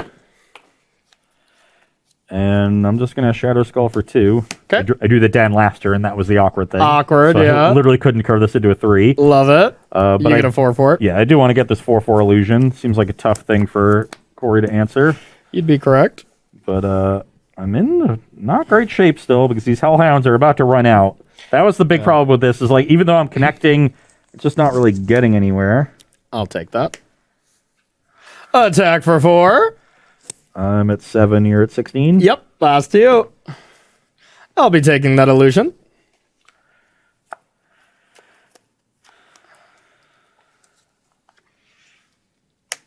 Oh, it's your third Aether Vial. You can go. All right, all right. Actually, I have to play the land so I can activate this den. Yep. Which means I should probably have held the land and the Hellhound. All right. Now what do we want to do? So Den can block my creature. Not that big of a deal. What is this? What's the disturb side of that? Yeah, it's actually pretty decent. You want to read that for the audience? 3/2 with flying. When one or more creature cards are put into the graveyard from anywhere, investigate. Ability only triggers once per turn. And like all the other disturb cards, if it would leave the Died exiles, yep. And Well, leave the Disturb battle. is just flashback for creatures. Oh, no, graveyard. I don't think we've actually cast anything for Disturb yet. No. I think this is our first one. So, yeah, we're getting a refresher course as well. And you're at 7. All right, I don't want to attack with Mind Flare, but I'll get him with everything else. And I will activate Den. Okay. Block Acquisitions Expert and shump the 4/4. Take 3. Yep, put you to 4. I'll go to 16. Go to 18. It's 18, yep. Excuse me. And now let's... Yeah, this is kind of a cute play. Yeah, it is probably a little too cute. I won't go for that. Let's instead play Elite Spellbinder and blink this and put a counter on it. Past you. I was like, I could blink this and then blink this and take your den. That's a little too much, I think. I think I want your 4/4, but if you top deck a removal spell for this, I'm going to wish I did that. Come on, Shadow Skull Smash. Yeah, oh god. Yeah, just get to clean out these. I can already feel its proxy. But thanks for the sweat for the audience. That couldn't feel it. And I am dead. Yeah. Just a random blocker doesn't do it because Corey has 3 in the air. One of these creatures gets through, and that'll be the 4th. And I can tap a creature down. This works on yeah. both sides, yeah. Yeah, I haven't stopped my... Yeah. Yep, not bad. Hey, I'm happy about that. I'll take it. I'll take a win on that. But I'm not gonna lie, I absolutely needed on that 4th turn, 2nd white source for Skyclave, and then I exactly needed land 5 for Mind Flare and just hit runner to put myself into that game. Otherwise, I was still quite behind because I couldn't attack with the lifelinker. You know, that was a big thing, then we would have sat there at a stall, and the Regent would have been drawing me extra cards. Yeah, and, yeah. We would have, or we would have sat... I guess if you have the apparition, but not the land 5, then we're just at a regular stall. Yeah. But, I've got a lot of good draws to hit. Yeah, Just, Regent's really good too, and I kind of like glossed over it when I remember seeing the card, but I was just like, another red or green 4-drop. It's like the same with white drops. It's like there's too many good red 4-drops, red or green 4-drops, and that's what my brain wanted to place it in. And I'm just like, nah, that's good stats, not good enough because we got Chariot, we got Arlen. in mono red, it makes a lot of sense. In mono red, I think it's excellent. I think it's great in that, especially with a follow up from that 3-drop werewolf. That's the synergy with Conspiracy Theorist. Even if you have an extra card in your hand, if you play a red spell, discard your hand, trigger the Theorist, and you still get to play that card this turn, and you've drawn an extra card. And Conspiracy Theorist is a card that is unbanned. I mean, Stomp. That's anything that died to Stomp that we said before, like can't play that. Look at it again. So, yeah. All right, everyone. That's going to do it for our first 2 games. We are split. So we're heading to the sideboard game to see if I can maybe lock up those marbles. Or we'll see if Ross has a chance to. So we're going to take a short break and we'll be right back here with sideboarding. Welcome back to Versus Live, where we are sideboarding in our matchup between Mono Red Aggro and Esper Blink. On my side of things, I want to cut the Akuma Hellhounds just because I think Corey's going to have enough disruption to make the games go long where it becomes a liability. Flame Skull, I think, is also a liability against the type of disruption Corey is playing. Skyclave Apparition stops it from ever triggering. Ray of Frost does the same. Mind Flayer does. I don't even know exactly how that works. But, regardless, I just don't think we're in this particular matchup. I'm going to get to trigger it a lot and take advantage of it. I also want more creatures that get into combat. This is going to be a combat-centric matchup, so not being able to block is a pretty big liability. Instead, bringing in more removal. This will help my adversaries also get better. We've got Magic Missiles and Cinderclasms in the sideboard. And then bringing in one Zerial as an additional threat instead of the Flame Skull. Just a better card at controlling the battlefield. Those Devil tokens should be pretty good in this matchup. And then able to turn the corner by giving some, Regent Haste or some other big creature haste. Even giving a Conspiracy Theory haste could be cool. I didn't realize Nicolas Cage is getting a card in each set. So we have this one and the blue Mind Control. Isn't that like, it really seems like it's a play from Face Off, right? Nicolas Cage is everywhere. It seems like it. That's actually true when it comes to movies. He has now made it into every single Magic set as well. He knows all and sees all. Yeah. His next ploy, he's going to sneak into Wizards D&D. Okay, from my side. I'm going to steal the original Alpha Uncut sheet. He's going to do it right from under their eyes. So from my end, bringing in a plethora of removal and then taking out a lot of things that don't block is the basic plan for me. Crippling Fear going to be excellent. Kills everything but your Flying Dragon. Flunk is a pretty easy removal spell. If it's night, you don't kill Storm Chase Slasher or Storm Charge Slasher. That's true. I'll have to, I don't know, Crippling Fear, everything's during the day that this is all happening. So you're right. I need to be doing this during the day. I got Flunk as a very good removal spell. Soul Shatter is the main one to deal with Dragon, as well as, any of your 3-drops. I'm going to be happy to be able to trade that off. If it's trading for one of your 2-drops or, a Health Hound, something like that would not be ideal. Ray of Frost being the best card against you. A couple bigger 5-drops just being a product of wanting to get out a lot of these cards because while they are good in certain matchups, the discard effect is going to add up against slower matchups, but not going to be ideal here. Same with Paulo, Elite Spellbinder, a phenomenal card, but when I'm just slowing down some of your already pretty cheap red drops, it's not going to hurt you too much as far as the ability goes, and the stat isn't great, especially if you have something like this. And then we're taking out one of our Hallowed Respites. They're not that great in this matchup. Once again, if I had something like Wall of Omens, if I had something, that blinked, gained me some life or something like that, it would be a lot better. As it stands, not really great against you, and that could just be saying something about the card in general, which I'm not super high on it, but Ari's list looked really cool. I wanted to give it a shot. Yeah. How do you feel about the card? For the reasons I talked about earlier, I'm also not as high on it. Yeah. Look, that effect needs to be an instant. It adds so much functionality to it that beyond just the get an additional trigger on my creature. And so, the extra +1/+1 counter is nice, especially in a more aggressively slanted deck. Yeah. But these decks tend to be a little bit slower. And you really need to have defensively oriented creatures against the aggro decks. You're playing things like Acquisitions Expert and Elderfang Disciple. Yeah. Not great blockers, especially against the green decks. Yeah. So Those cards really might have seen their time in the sun with Yorion. They were like that was a good punch. You know, being able to blink those out for free with Yorion made those cards playable, and that's all they were. You know, they were not all-stars. They had their 1 or 2 days in the sun where that Orzhov Doom Foretold deck was like actively good. But yeah, without Yorion, I think they are just banned. yeah, now the tan is fading. Yeah. They're heading back into their hovels. Exactly. Yep. 100%. Okay. So let's battle. Rob, do you got a question at all before we get this started? I do. Okay. Ross, what do you think about Moonragers / in mono red? So that is the 2 in a red, costs 2 less if it's nighttime, 3 damage to any target.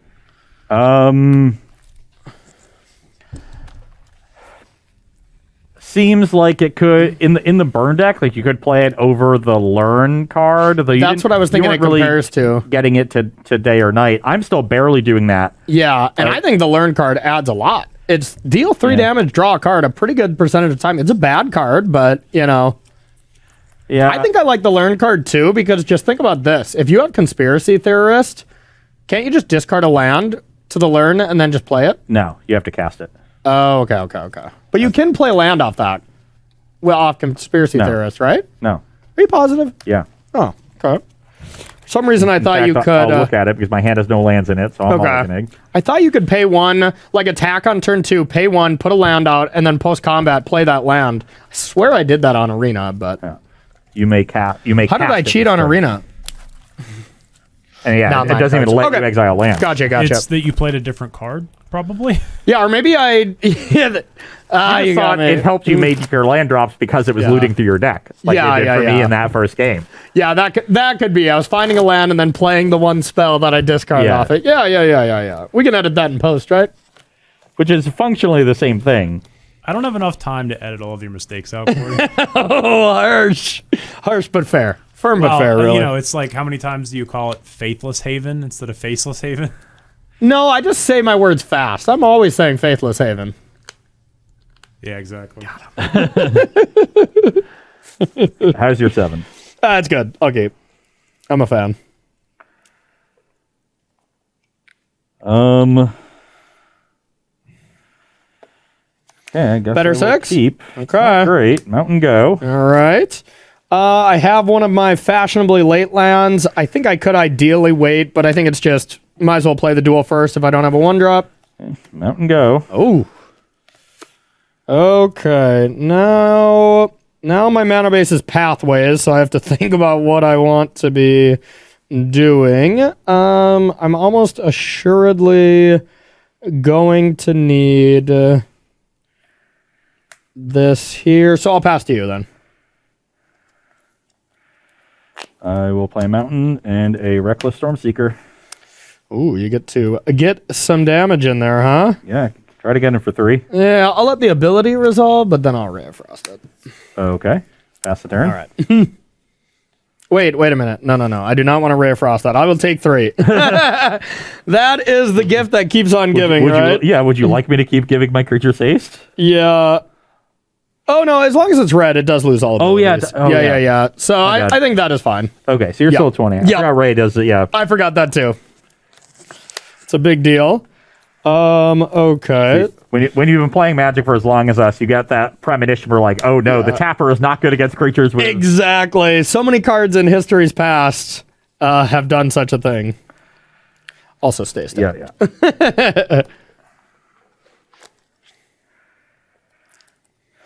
Okay, I will play Moonveil Regent. Moonveil Regent, huh? Okay. Pass the turn. Sacrifice that. Okay, take 1.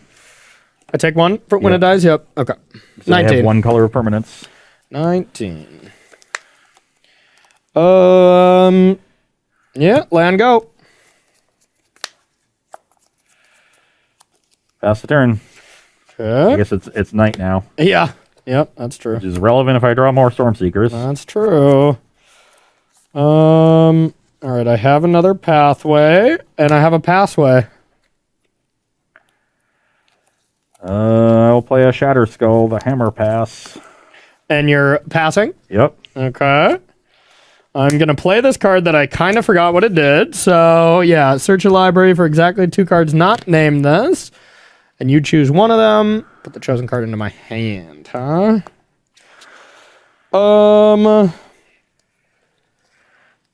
And the other end of my graveyard. So I can put these disturbed creatures. So let's go with all right, I think I want this one and maybe Master. Let me rethink this though. I guess you just for sure give me this at that point. I can take Mind Flare and Master and just make sure to get 2 good ones. Doesn't seem that ideal. Yeah, I'll pick those 2. Well, I'm 0% to win. Can't beat a 6/6 demon? I'll put that one into your graveyard. Okay, your turn. Game 2, I drew all of my worst cards in the matchup. In Game 3, I drew too many burn spells, and Corey just went kill a spell. He just became a control deck. Yeah, nice Syndiclasm in your hand, bro. I assume you still have a lot of creatures. I don't know. Just the way the... I'm just guessing if you have it, but... I will pass the turn. Okay. 6 ya. 14. The clock has begun. So I got the land. And... actually, I probably want to hold on to this if I don't need all my mana in case I draw a Master of Winds. So let's start with Devoted Gatekeeper. I will mill 2.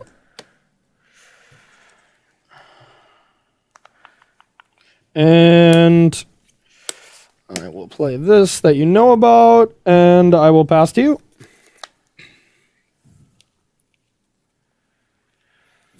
Okay, end step, play with fire on the Graph Keeper. Okay. Or yeah, Graph Keeper. I think I said Gatekeeper, my bad. And I double spelled, so it is day.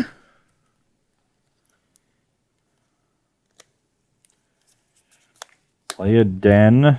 Okay. Royal Eruption this thing. Okay. And pass the turn. And it is just normal creature cost, right? These are not instant speeds to Yeah. disturb. Yeah, I figured. Still casting a creature. Okay, well, automatically or right away rewarded by not playing that land. I'll start with this. Draw 2, discard. Yep.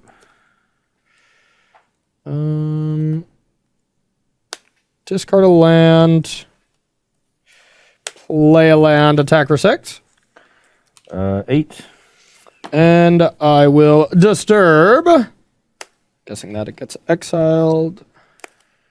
And you cast it transformed, oh, okay. and then cast if it would die, it gets exiled instead. Oh, so it gets cast like this. That's Yeah. right. Okay, and then I'll pass to you.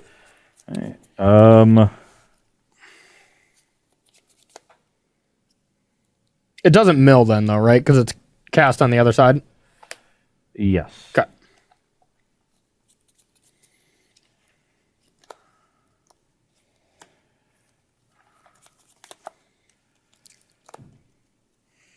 Awkward.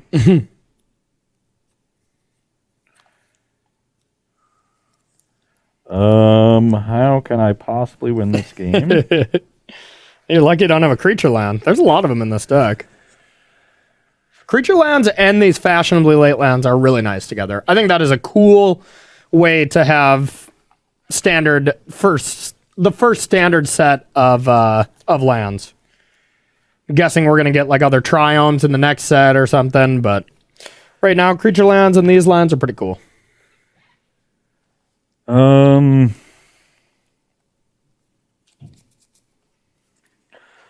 Trying to figure out a way out of this, and I just don't see it. Yeah, not looking good for you. Yeah, no, I'm just dead. Yeah. I've just got burn spells that don't kill anything that you have, and Yeah, didn't you come just out needed fast 2 enough. more lands to be able to smashing 2 Yeah. big things, but yeah. I just drew 3 burn spells early, and your hand was all removal spells. Yep, it really was. Just went to the control aspect. And who would have guessed? 6/6 flying demons. Good. And maybe I'm supposed to play more threats in the post-board configuration. I don't think you should have Cinderclasm personally, but that's the only one I didn't agree with. But otherwise, I think it seemed fine. You just Just mulligan. Got beat. Yeah, but we got time for at least another one. Yeah, let's try some flame skulls over these cinder clouds. Yeah, that looks see good. if that helps. That looks good. Naturally, now I'm just going to skyclave you into oblivion. Ross knows it. He knows it. Rob, you don't have any questions by any chance, do you? Yeah, I had one earlier that about the color combination for this. Do you see this maybe being better as a Bant deck, or do you think that this Esper is like the correct build to try to go for this style of deck? You know, I think, I think this is pretty nice with Chariot, right? Well, it would be if it said non-land permanent instead of creature, which is why I was reading it. Oh. Well, no. You play Chariot on 4, turn 5, you Ezekiel's Chariot, crew attack, and then you blink it. When it's a creature. Then it's legendary though, right? Ezekiel's Chariot's not a legend. Oh, yeah, I guess it is. It totally is, yeah. Okay. Yeah, that doesn't work with that. That would be the big pull for me, is being able to do that to Chariot. So I can't think of anything else that makes this card better. It's like, you could go red, then you get Showdown, but what kind of red creatures are you blinking? I think this is the best shell, but I don't... I'm sorry? There was also a question about adding Teleportation Circle to it, which is from AFR and is 3 and a white at the beginning of your enchantment. At the beginning of your end step, exile up to 1 target artifact or enchantment. You can that's just Thassa, God of Dark Dwelling or whatever. Hey, I don't think that style of Magic is going to be good in Standard, personally. I think it's fun. I think it's cool. And you can mess around with that stuff a lot. But I just don't see the come-into-play abilities being powerful enough. It's also in Standard. The difference between Yorion and a card like that is the circle is this sort of slow burn where you're getting a blink every turn, generating a small bit of value. Yorion gave you so much upfront, being able to blink your entire battlefield, and have a pretty sizable creature, which these decks usually lack. So that kind of effect was fairly unique for these decks, which is why you saw them have so much success while Yorion was around. Yep. And not to mention the power of the companion mechanic in general. So, I'm not super confident though. You're winning the match anyway. So. We'll see. Yeah. Let's play one more, because I'm sure you, the same as my next deck, saved the best for last, right? What? Is this our clippable moment? Just Lost Merriam here, rounding out round 2. I was going with the annul earlier, but yeah, the annul was pretty good. I'll give you that one. Yeah, I'll keep. My hand's not great, but yeah, that wasn't great for you. They may like Ross Misery, so maybe that'll make them on it. That does weigh into a lot of situations. Does weigh into a lot of decisions. Surprising amount. My hand is not great though, but would make this hand a lot better. Turn 3, being able to put Yorion into my hand would be just chef's kiss. 2-drop and to put Yorion into my hand and double 2-drop. That always seems good.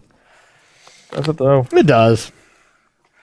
But does it though? It does. How close are you to just quitting Magic now, Corey? Well, instead of just quitting Magic, I just wear this Yorion shirt every single day, just to remember happier times. Really, okay. But yeah. Okay, I will lead on a Hall Monitor. Get in for 1. Did you put a card down? Nope.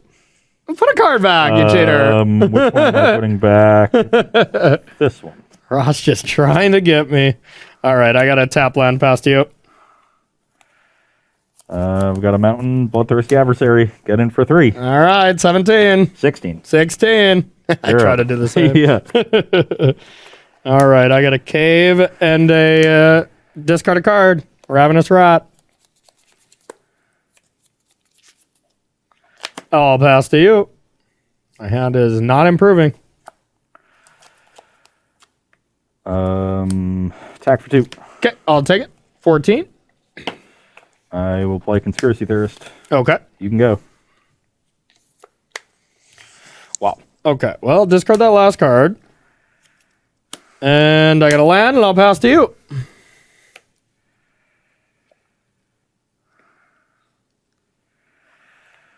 Okay, it's day. Okay. Give it Pretty to good. itself, since that's the one you can't double block, and I will get in for 3. Yeah, that's a nice one. Okay, I'll take 3. Brings you to 11. Yep. Pass the turn. All right. I'll play land and I'll pass to you. Now it's night. Yep. Draw. I would like to declare an attack. Sure. I will attack. What are you pumping with that? Oh, I'll pump the conspiracy theorists. No, Okay. I'll pump the adversary. Okay. So And this is +2 +0. oh, it's plus. Oh, yeah, Yeah, and trample. yeah. Yeah. I'll pump the adversary. Get in. Trigger the theorist. Sure. I will pay 1 and discard, but I won't exile it since I can't cast it. Okay. And then before blocks, I will make one of your experts unable to block. Okay. I'll take it. So that's 9. Yeah. Puts you to 2. Yeah. I kept a 5-lander on the draw with these two, and needless to say, it has not paid off. Yeah, I'm dead. Well, not a bad mulligan at least. Not a bad mulligan at least. But now we have enough time to play another one. We were just playing one. We were just playing one. It's not even 3 o'clock. We gotta save time for the next match. Do we though? Or do we do. have to play game 5? All right, we have to play game 5. You're right. You're right. God. All right. All right. I like a good competition. Keep those marbles alive. We'll play a nice fast and loose one here. Okay. Okay. I like it. Yeah, that was my hand didn't develop, to say the least. To say 5 the lands, least. 2 experts, and just drew 5 lands in a row. Yes, yes. But on the draw, when you're mulliganing, I was like, I can pretty likely by turn 3 have you with no cards. So if I can just draw even a master of winds there, my hand was going to look pretty good. And you also figure that the expert will either be able to like trade for an early creature, or the 2 of them will get to double block. But the Hall Monitor. Yeah, Make and that your creature's just utilities. I mean, you're the werewolf there is just so good. What is that card called again? Reckless Stormseeker. Reckless Stormseeker. Okay, yeah, that one's gonna be that one's gonna see play. That card just has looked awesome every single time. So, real quick, What we got? I had a question. What do you think about Intrepid Adversary with Hollowed Respite as a late game? Which one's that again? It's the when it Intrepid. enters, you pay like 1 and a white. It's the white one. Oh yeah. No, we just don't have enough creatures. And the thing is, when you blink that, you lose the counters. You know, So it's not counters. It gets plus. Well, yeah, but they're saying then you could cast it early as just a 3/1 on curve, and then later in the game when you got 6 mana, blink it, And then then pay it's 2. an ETB. Pay 2 mana twice, and you get that anthem. I just don't think Intrepid Adversary is that good of a card, I don't either. to be honest. I don't either. I think that's a card that I like in those white decks, in that mono white aggro deck, because it's awesome. It's on turn 2, it's a 3/1, or right after your plethora of 3-drops, you play that and you pump your Glorious Anther your team. I think that's the only home for it. Maybe some Boros aggro deck that could be, but I don't think it's good here. Yeah, that's. I see where you're getting at, but it's just not a good enough thing on turn 2 in a deck like this. One card I think should be in here is Loyal Warhound, maybe even just in the board. But, Yeah, on I the can see draw, that. get that 3/1 in there. That's a much better 3/1 on 2 when it gets you a land, Agreed. All right, I'll go first. That seems unfair. Ooh. Well, I'm going to have to mulligan. I got a 6-lander. Nice. I have a nice 3-lander with 4 spells. All right, should we just go to the last game? Call you the winner? I do not feel good about this. I got you in a very weird game for game 3, to be honest. And Yeah, it's just games where your draws lined up really well. Exactly. Game 2 was a triple Hellhound draw, which I think is my worst card of the matchup. Which is why I brought them out. And I think your deck is just a better deck than mine, but we will see. Okay, so this is decent. Definitely going to put back this card that I barely think should be in the deck. Yeah. And I will play this and pass to you. But this sounds good. Ish. I've got Den and Pitfighter. Okay. Oh, the old 2-1 strategy, huh? How about a 2-3 lifelinker? Pass to you. Has 1 in his deck. Draws it all the time. Fortunately, this time I have the Royal Eruption. Oh, well, then I can't win. Attack for 2. You're at 18. 18. Pass the turn. Okay. Oops. I'll play Shipwreck Marsh, and we'll Skyclave this. Pass to you. Okay. I will play Reckless Stormseeker, make it day, and get in for 3. All right. Ross, 15. Brennan wants me to tell you he thinks that's the best card in the set. Reckless Stormseeker. Yep. Yeah, Yeah. hey, it could be. It up really there. could be. Okay.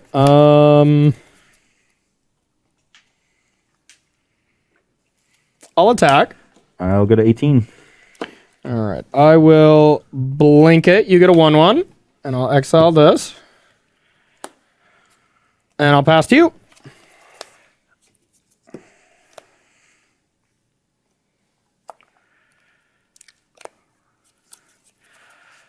Okay, I'll Royal Eruption the now 3/3 Apparition. Yikes. Get a 3/3 Illusion token. Attack you for 1. And then play a Falcon Wrath Pit Fighter. Okay, I'm dead. You're at 15. I'm so very dead. All right, let me see what this flip side was again. I kind of forgot. Yeah, the 3/2. I think that's my best play, and it is not very good.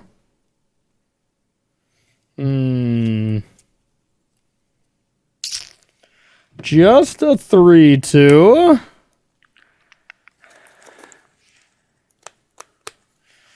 All right, I'll play it. Pass to you.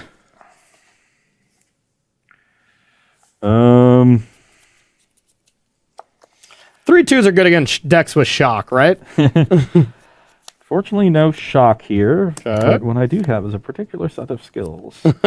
I'll play Reckless Stormseeker. Okay. I don't want to trade the Stormseeker for the Denic, so I'm actually going to pump the 1/1 Illusion and just get in for 7 Okay. with my other creatures. I will block the 3/3. Okay. then Does that this say is non-token? exiled. Or put into a graveyard from anywhere, so you should investigate. Okay. Cool. Tokens do briefly hit the graveyard. Yep. So, and you'll take 4, puts you to 10. I take 5, right? No. Yep. Okay. I'm at 10. Pass the turn.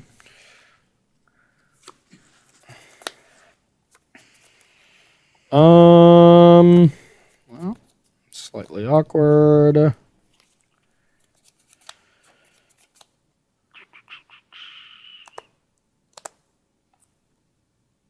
Pass to you. Pass to me.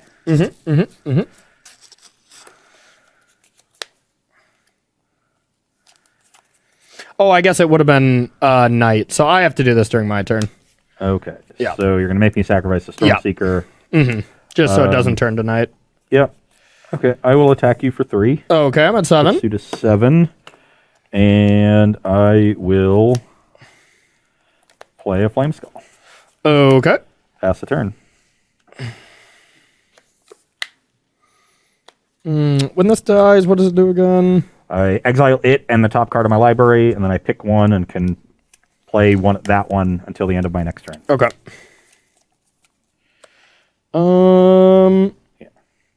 I guess I don't have to. I don't have to select and lock myself in, but I can play one of those 2 cards. Okay.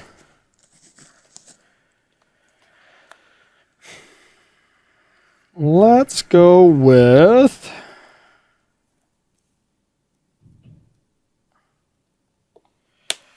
Mind Flare. And I think I'll take this and pass to you. I was saving this Magic Missile for this Mind Flare. Yep. So deal 3 to that. Attack you for 3. Down puts to you 4. 4. Or I guess I'll play this and attack you to 3. Okay. Sorry. Down to 3. Pass the turn. All right. Well, looks like I'm just going to be dead to a land, but I have no choice. So I'll name Coward. So the Flame Skull gets exiled, Yep. and I'll exile. Not that land though. Pass to you. But I did just draw Shadow Filter. All right. GG. All right. Yeah, I do think you just had the better deck. I think your deck looks sweet, and I think it's going to be a player. It's really is like what Hesteus was saying though. Your test is Ezekiel's Chariot, and if you can, go wide on it, just mitigate the amount of damage that it's going to cast to you, then I think it's going to be fine. Yeah. And there was no way. Oh wait, never mind. You killed that creature. I was like, what happens if we wrath the board and the Flame Skull dies on my side? I think you still get the trigger. Yeah. Yeah, I Because think it's in you my actually graveyard. do. Yeah.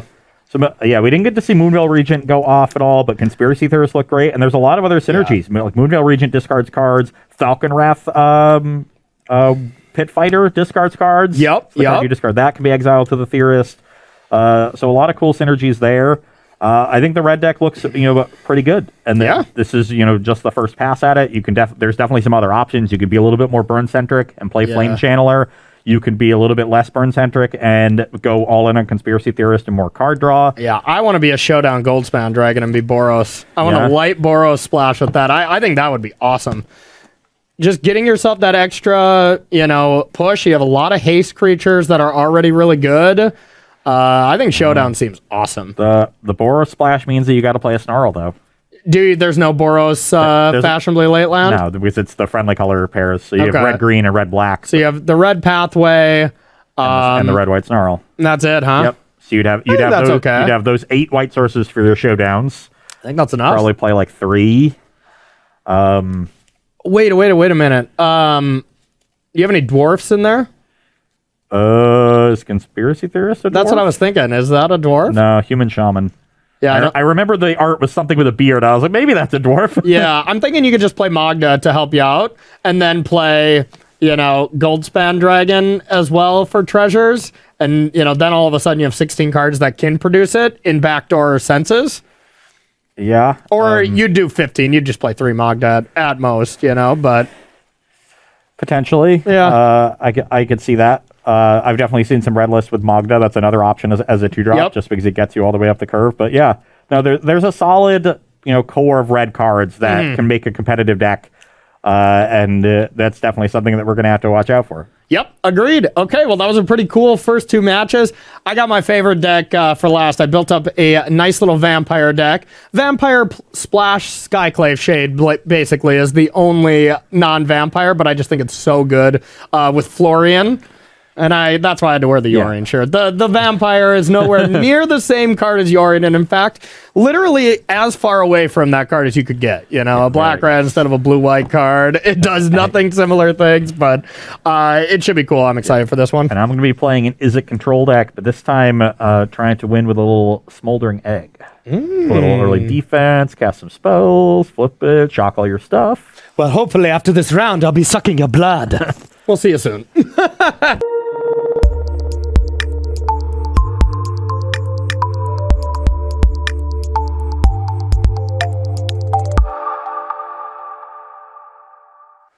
Hello and welcome back to A Versus Live. I'm Ross Miriam. And I'm Corey Baumeister. And we've got Rob in the booth. Say what's up, Rob. What's up, Rob? Rob will be taking all of your questions, comments, concerns, and burns in the chat. Make sure to tag at Star City Games so he can see them and send his favorites over to us. Final round today, playing for the marbles. Oh, yeah. Continuing to explore Innistrad Midnight Hunt Standard. And as Corey said before the break, we have saved our favorite decks for last. By far, yeah. Rakdos Vampires here. Just a really aggressively slanted Rakdos deck that is able to play with good removal and is able to take advantage of really great creatures that have card advantage. Adversary and Florian being the main ones. And then just tricky to deal with threats like Skyclave Shade, and then just all simultaneously using every single vampire synergy. And I found out one thing when I did my vampire search when I was making this deck. Immerstrom Predator is the best topper for my curve, and it's also a vampire, So that's something that we didn't worry about that side of the creature type. Before I was like, yeah, that's a dragon. Can't get power word killed, like that kind of thing. But there was really no vampire synergies up until this set. But, well, this set said, hold my beverage. I have some vampire synergies here because there's some nice payoffs. Yep. Yeah. And I'm going to be playing an Is It Control deck, this time really built with Smoldering Egg in the mind. So we're building up to Goldspan Dragon. We've got Galliseth Prismari and all that stuff. I prefer if you call it Thing in the Egg. But I'm very much a tap-out control deck. No counter spells in the main. Okay. Just going to be looking to do my own thing. Memory Deluge is a big piece of card draw that can fuel the egg. Also, Prismari Command. So I like the idea of that curve, where I could go turn 2 Egg, turn 3 Prismari Command, kill a small creature so you can't go wide, make a treasure. Yeah. Then next turn you play Deluge, suddenly your egg is transformed and you have a mana up. And if you have Consider or Play with Fire, you can spread some shocks around. Yeah. And start interacting and attacking your opponent. So I really liked that 2-3-4 curve. So that's really built in the deck. I have 3 Prismatic Commands, 3 Deluges. What do you think of that card overall, though? Do you think it is like, of course, we're trying everything on Versus as we do, but do you think that card will have legs? I know it's a flyer, but the thing I like about it is it's actually pretty difficult to kill. Yeah. Because the red removal doesn't really touch it because of 4 toughness. And then the black removal power word kill isn't going to hit it because it's a dragon egg. Yep. I think it's a dragon on the front side too, right? Yeah, Not it's 100% literally a sure. dragon egg. So Yep. there's not a lot of removal in black and red, which are the common removal colors that really touch it. And it contains a lot of the early creatures out of the green decks even. You know, the biggest one is Werewolf Pack Leader. Yeah.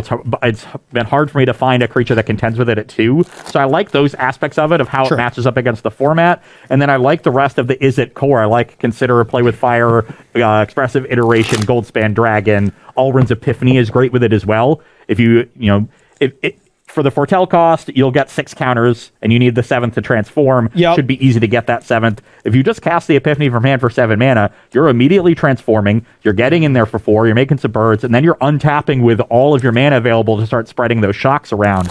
So it goes really well with Epiphany. So I actually think it just fits really well into a deck like this. And I guess that will dictate if like Fateful Absence and Infernal Grasp will be played a lot. If a deck like that ends up being really good, all of a sudden those 3 removal spells and Dragonfire with Goldspan in your deck, those 3 removal spells will have a lot higher equity than, Power Word Kill, the 3 damage or Loot 2 or Faithless Looting card that we kind of thought was going to be pretty good. Or Magic Missile. It'll really change what kind of removal spells are good if that card is indeed good. So that's the problem I have with it, is if it does dodge removal is going to come correct to do it, and it is, you can deal with it. But that's also why I like it in a control deck. If I'm playing a control deck and I play my 0-4 and you have to spend your turn killing it. Yeah, and maybe even giving you a clue, like, ooh. Yeah, like I'm pretty happy about that exchange of just trading resources anyway. Sure. So I've always been a fan of cards like that in control decks in small amounts. Okay. Because you can get tempoed out if they have the right removal, and that can be a problem. But as a cheap creature, you give them something to think about when they're sideboarding. Now they've got to somehow answer it and Goldspan Dragon. Granted, they're both 4 toughness red creatures, so maybe not as difficult. But Red Cat Melee's gone, so yeah, really 4 toughness is a good benchmark right now, and being a dragon. Yeah, dodging all the red removal and power word kill. People, if they want to sideboard a bunch of Infernal Grasps, that would be the ideal. Yeah. But then you can bring in Planeswalkers as the control deck and get them that way, and just win with Mordekainen and things like that. So I always think if people start bringing the right removal, you can always re-trump them in sideboarding. That's true. Well, the problem for you is I'm main decking Infernal Grasp, so that's gonna be it's gonna be a little challenging for you, but we will see. All right, I'm gonna start. How many you got? Huh? How many you got? I got 4. 4. Maybe, or I'd lie to you anyways, but. Okay. Oh, come on. I just needed 2 lands to make this one work. Wow. Oh, two Infernal Grasp and 2 more in the sideboard. You're a cheater. All right, I'm going to mulligan this one. 1 lander on the play. No bueno. I will keep my hand. Okay. Lucky. Absolutely lucky. Okay, Rob, you got a question at all for us while I shuffle up here? Not for y'all, no. Not for us? Who did you have a question for? Yeah. Well, they said, what is up, Rob? You always ask the question, but never the answer, so, That's fair. Okay, so you're getting the questions. All right. We should just mix it up on a show and just ask Rob questions all day. All right, let's try this. Rob, what was your favorite dress from the Met Gala last night? Yeah. All right. Lil Nas X, no question. That is true. That was good. Okay, I think I can keep this. It's just, what do I want to put back? And I got a decent amount of awkward cards here, but I still think that one's my worst. And I will lead with a Falcon Pitfighter. Pass to you. I will play a Frostboil Snarl, revealing an island. Okay. And I'm just going to kill this thing. Oh, okay. Pass the turn.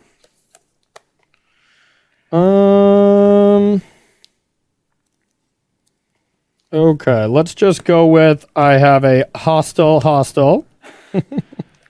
All right, and take 2. 18. Pass to you. I put 1 in there. I think it's more of a meme, but I wanted to try it. Island, Smoldering Egg. Okay. You're up. Fair enough. All right.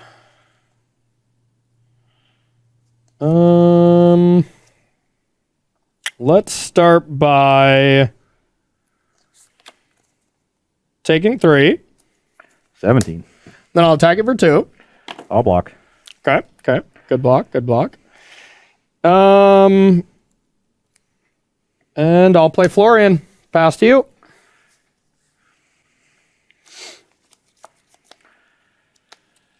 I will play a mountain and pass the turn. Okay.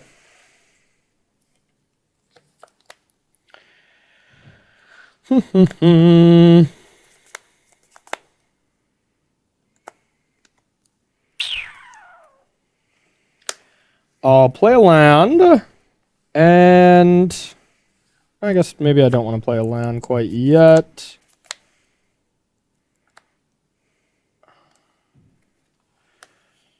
All right, I'm going to play another Bloodthirsty Adversary. Sure. I'll declare tax. I will block Florian. Okay. I would then like to play a Prismari command. I'm going to deal 2 damage to an adversary, Okay. and I'm going to loot. Okay. So draw 2. I will discard Hall of the Storm Giants and Mountain. Okay. So you're going to take 2. You're going to go to We'll take 2 16. to 16. And then at the beginning of my post-combat, I get to look at 2. I essentially just get to cast one of these or play. You get to exile 1, and then this turn you can play that card. Yep. So if you hit a bunch of 3-drops, you're out of luck. I did not, but I will. And the rest just remain exiled. The rest on the bottom of your library in random order. Then I'll play this and pass to you.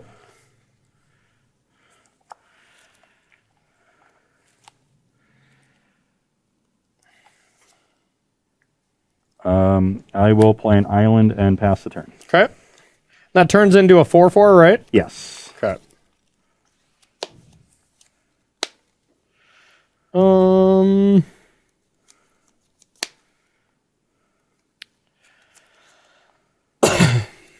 Turns into a 4/4.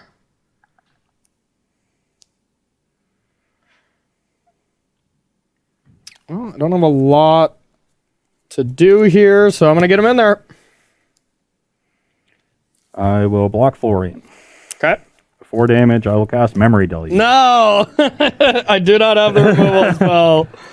Okay. Yep. Exactly how I drew it up here. You did. I needed to dig for it, so I didn't get to make a treasure, but... Yeah. Wow, I'm so dead.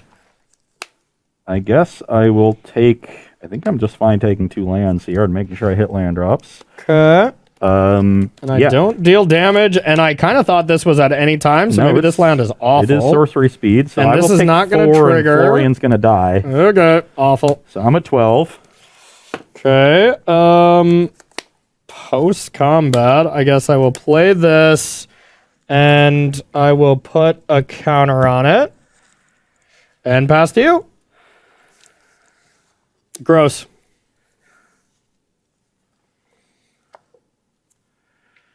How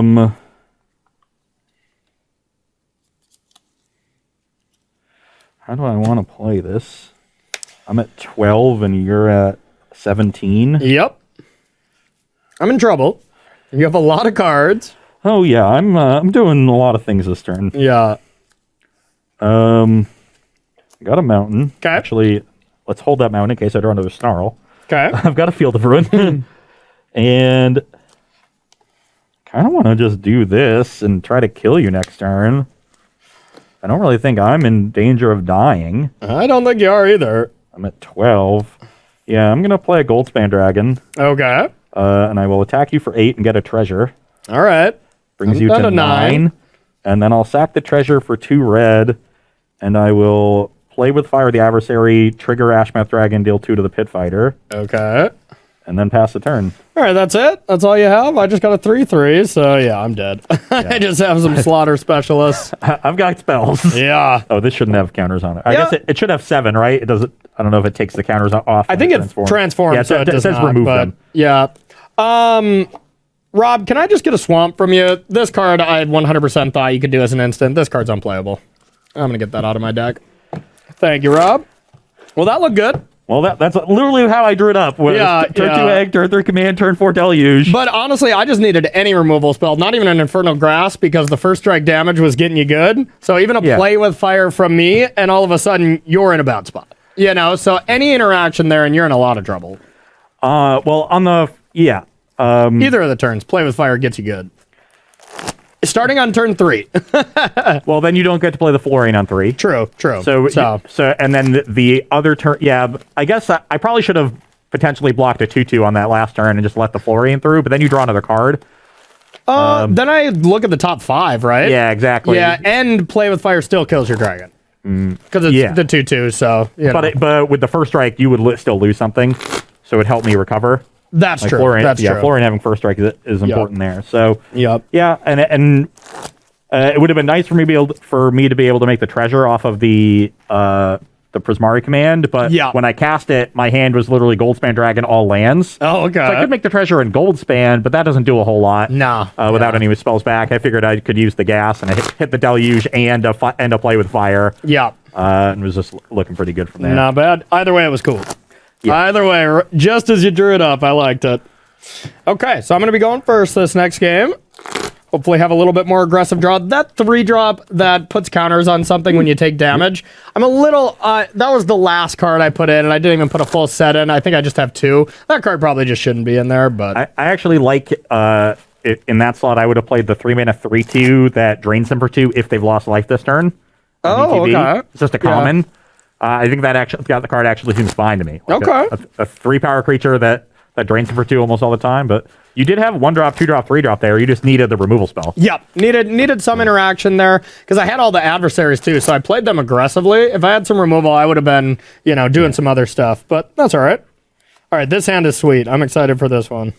I don't know if it's going to be good, but I'm excied for it. Yeah. Your 1, 2, 3 curve got met with a 1, 2, 3, 4 curve from me. Yeah. Really 1, 2, 3, 4, 5. I went play with fire, Dragon's Egg, Dragon's Rage, Dragon Egg, Prismari Command, Deluge, Goldspan Dragon, plus another play with fire. Yeah, it was good. That's about as good as it gets. I won't be doing the same kind of draw this game, but it is still decent. Oh God. This hand. Just. This is another hand that Corey would never mulligan in a million years. Okay. But in a matchup like this, I just don't think I can afford to keep a hand that has 4 card draw spells in it. Okay. I have 2 deluges and 2 iterations. Yeah. I'm just going to waste way too much time. Especially in this deck because I don't have a sweeper in the main. Yeah, I'd snap that off on the play. That's considerable on the draw. Yeah, it was 2 lands Dragon's Rage and those 4 cards. Oh yeah, I'd keep that for sure. If you get to kill a creature on 2 and then iterate. Yeah. Oh yeah, I'd keep that in a heartbeat. Well, then you iterate and then you deluge on 4, so I still haven't done anything else. Well, with how my hand is, that would have been a great hand. I agree with you. I would have kept on the play.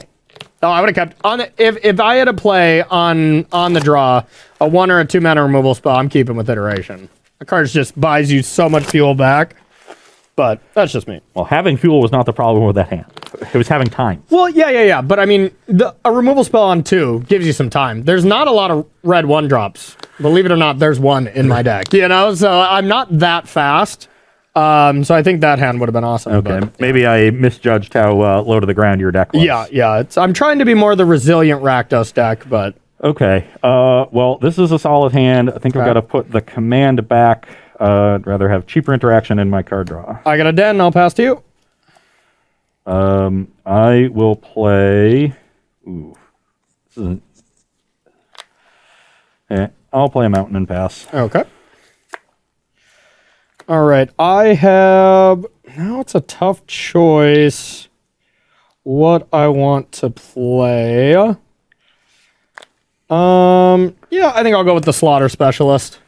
You get a 1/1 human. Ooh, sorry, Rob. We need those humans from you. tricky card to need humans against you here. Okay, I have a River Glide pathway, and I'll pass the turn. Okay.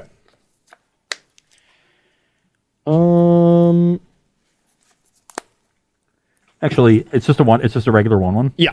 I'm actually going to kill this on my turn and attack you for 1. Yep. Okay. Sounds good. Yeah, that's the liability part of this. Okay, so I'm at 19. And now let's go with a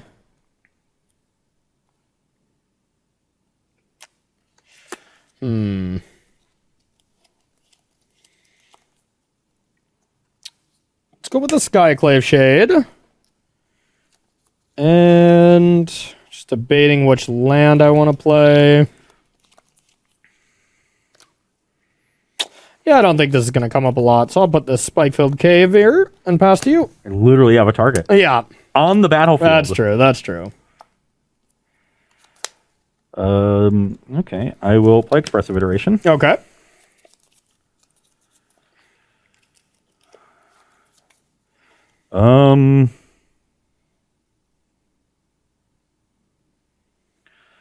Well, we're definitely exiling the land. Okay. Wanted to make a land drop. It's a little bit of an awkward one, but not bad when Corey has 2 creature lands. Not bad, yeah. And I think I'm going to take this one just because I don't really have time for this right now. Okay. I'll play Field of Ruin and pass the turn. Alrighty. I will draw.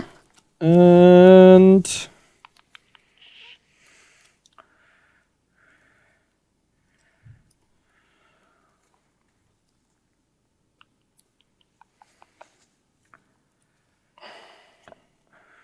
I'll attack with Shade. Block. Okay. I will gladly use this token to buy some time. Yep. No, not bad at all. It came along for free anyway. I will take 3. You're at 16. Play Skyclave Shade, and then play Vampire Socialite. Not the best here, but I'll pass to you. Not working out ideally, I'm not going to lie. I will play a Lava Glide pathway and a Galazeth Prismari. Okay. Get a treasure, and then pass the turn. Okay. I will draw.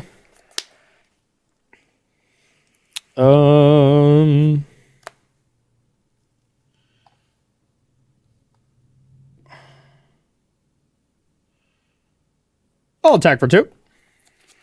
I'll tap for red and play with fire. Not cool. Okay. Oh, yeah, it's just tapped, isn't it? That's right. Yeah, that's so gross.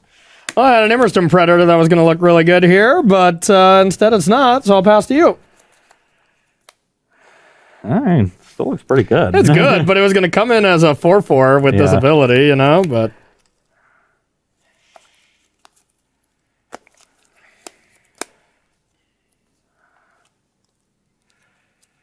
Yeah, I think I'm actually just going to hold on to that land, too, for Skyclave. That was my bad.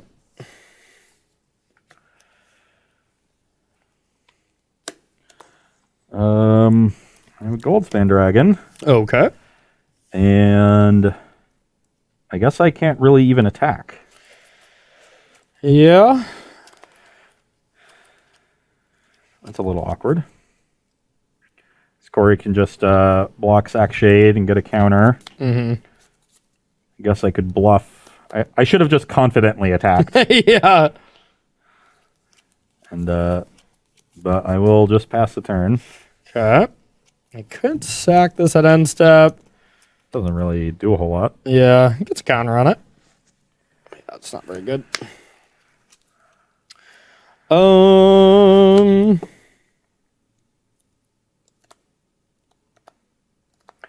Mr. Predator is a tough one for my deck. Yeah, a little bit. I'm going to have to try to tempo it out a bit.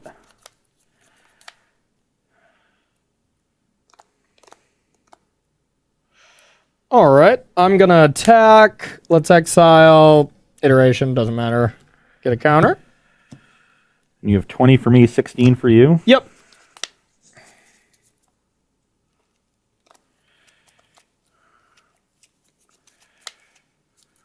I will block Skyclave Shade with Galazeth.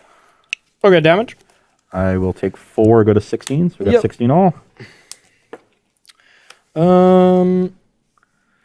Second main. Going to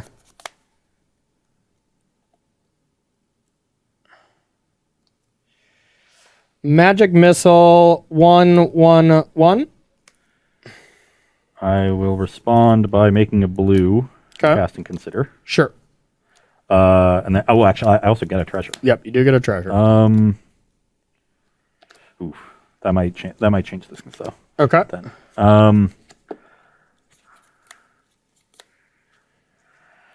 1/1/1. How are you dealing 3 to this thing? I guess you have a dragon, but that would just deal 4. I feel like Corey forgot what his what Dragon's Fire does. Maybe. Maybe. But yeah, I'll just let the Prismari die then. Okay. And I'm at 15. Yep. And then I have the other one. I've played a couple of those. So I'll get another treasure. Yep. I will... I guess I should have known I was getting another treasure. I could have considered two. But I'll sack for a bunch of mana and Memory Deluge. Oh, okay. Sure, sure.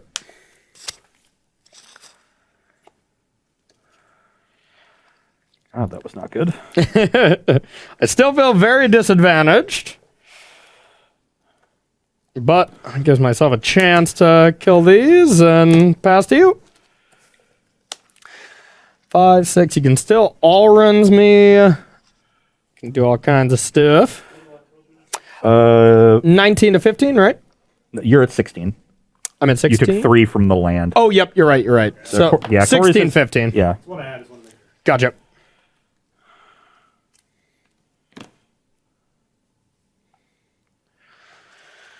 Well, Vampires has not been playing out as well as I thought so far. Maybe I was a little too hyped on this deck, but still early. Which one you killing? Oddly enough, I think I'm killing the Hive just so my Memory Deluge sticks around. Okay. I will get a swamp. I might be killing both. Okay. Yeah, I haven't played my land yet. Yeah, let's just kill both. Get an island with the first one, get a mountain with the second one. I think I'm going to get a swamp for both, just in case I draw Agadames. And then I found a second play with fire, so I get to Double play with fire. double play with fire and answer that, Yikes. which is quite nice. Okay. So the battlefield is now perfectly stable. My left field is high, Corey's low on resources, and I have a Memory Deluge in the graveyard. Yeah, that's pretty good. Pretty good. You That's the done? turn. I'm not liking my chances. All right. 5-3. Pass to you.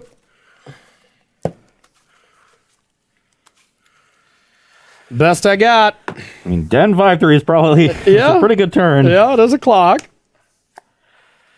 So now, do I have time to just Deluge this turn? I'd be taking 9, going to 6. Yep.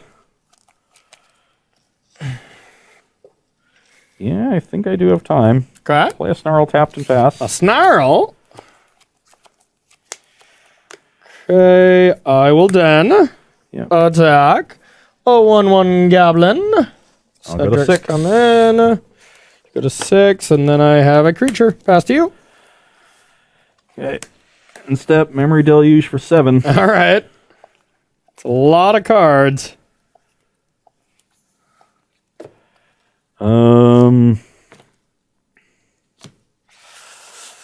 It's a lot of cards, Ross Merriam. How good are they? How's your dig through time? This one is just basically dig through time when you cast it from your yard.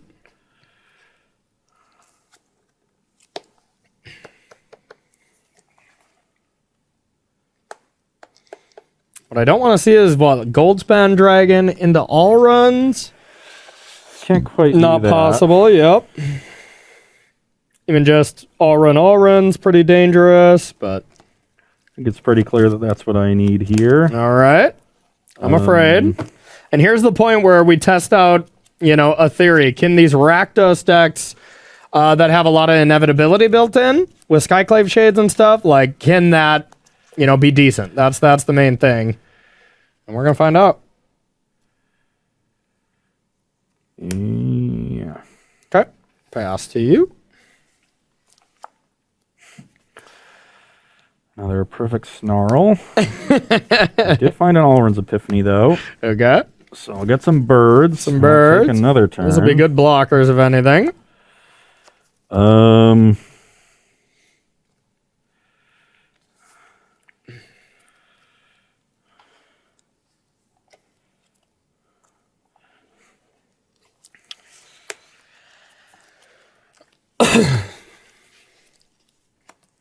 Expressive Iteration. Okay.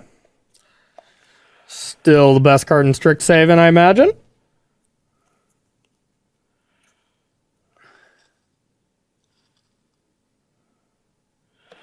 Exile a Smoldering Egg. Okay. Yeah, this deck seems sweet to me, Ross. It's a cool one. Yeah, I like it. Then I've got a Goldspan Dragon. Okay. That will attack and get a treasure. Okay. I'm at 12. And then I'll sack that treasure for red and play the egg. Okay. So you're at 12. I've got some blockers, and I'll pass the turn. All right. I need some good ones. Not awful, I guess. Not the best.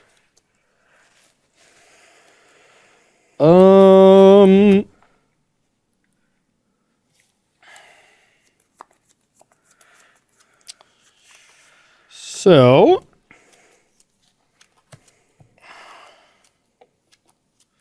I'm gonna animate Den. Yep. Declare tax. Yep.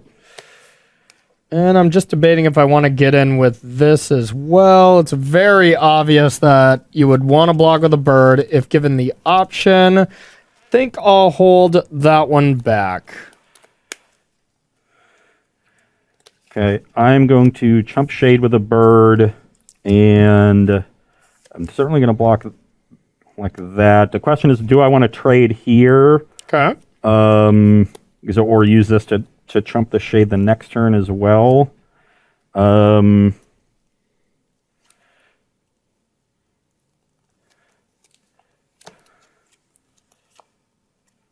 No, I'm going to trade with a goblin with the other bird. Okay. So I'll take one. Yep, you'll take one. Puts me to 5. And this is about as awkward as a vampire socialite can be, just because it puts only counters on these and the rest are non-vampires. So pass to you. Okay. On your end step, I will play a Consider, get a counter on the egg. Okay. Uh-oh, I don't like a wide-eyed Ross. It's got to be bad for me. All runs? Well, because then I'm just dead. Hold on, I gotta think about this. If it's all runs and you're just tanking, I'll slap you in the face. On air. It's not all runs. It's not all runs. Okay. It's the, Memory deluge? no, that would be easy. I would just keep it. This I have to think about, though. Okay.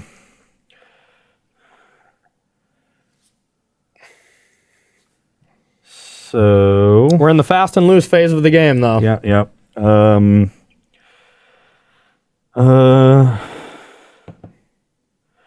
So do that.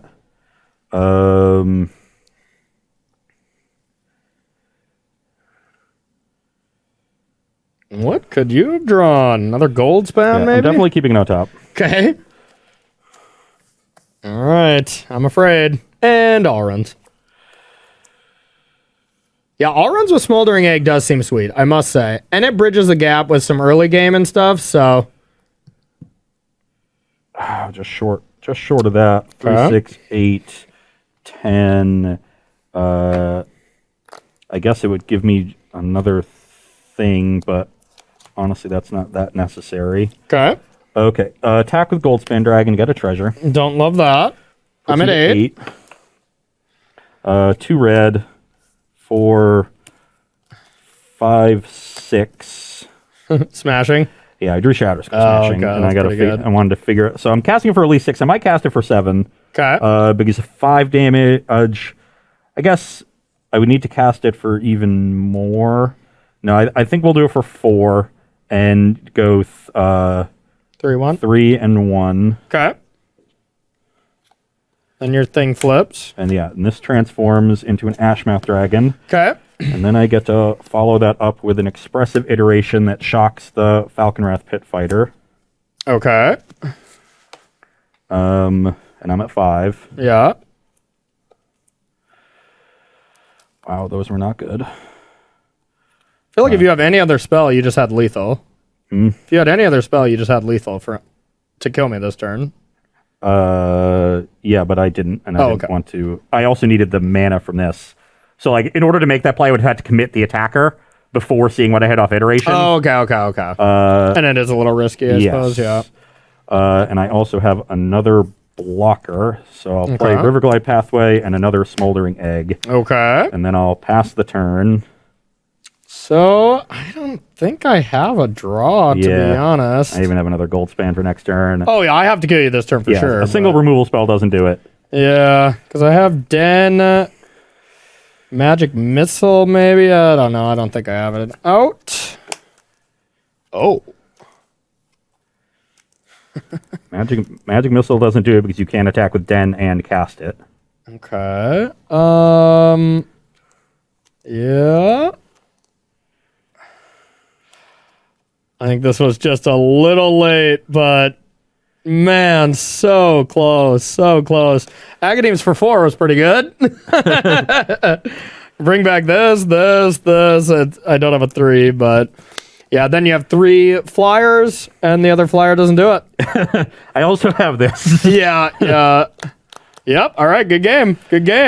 Whew. All right, the marbles will be yours, but we get to do one sideboarded game. We're going to fine-tune our removal spells, but so far, that look really nice. That's my style of deck, too. Like, that kind of fills the hole of what Is It Dragons kind of needed before, so... Yeah. It's looked good. It has looked good. It's got to block efficiently. You haven't found your removal. Yeah. So And like to be fair, it's a tribal creature deck. I can't have that much removal. Yeah. You know, so that is a problem by design with my deck. But so far, I've been a big fan of what you're doing. But, you know, I do like the vampire deck as well. Lost Immerstone Predator there, which was the really big thing. And honestly, if I sacked it at end step, that would have prevented your play. That one I was considering, I was like, that seems wrong, but didn't pull the trigger on it. So that 5th point. Yeah, so we're going to take a short break, and we're going to be right back with sideboarding here on our third and final match of the day. Don't go anywhere. All right, everybody, welcome back to sideboarding here on Versus Live between Rakdos Vampires and Is It Dragons. From my end, just upgrading removal. This is the one thing is you want to hope to get the removal right in the main deck. Previous season, once again, pretty hard to do. And I liked Magic Missile with Slaughter Expert. I think that's what that card is called, excuse me. Slaughter Specialist, being able to give you a card and then the next turn Magic Missile and get the 1/1 and then hopefully something else was the plan that I really wanted to try and then boom, attack for 5. Like, that seems sick, you know? And in the right matchup, that will be really cool. Yeah. But this is not the right matchup, and I think this card's going to look very, very bad. You know, just if you have Dragon's Fire, like we saw this last game where you got a free 1/1, got to block the shade and stuff. I mean, imagine if you just get that 3 damage in. Yeah, I would have won on the last turn probably. And you have and have 1 more life.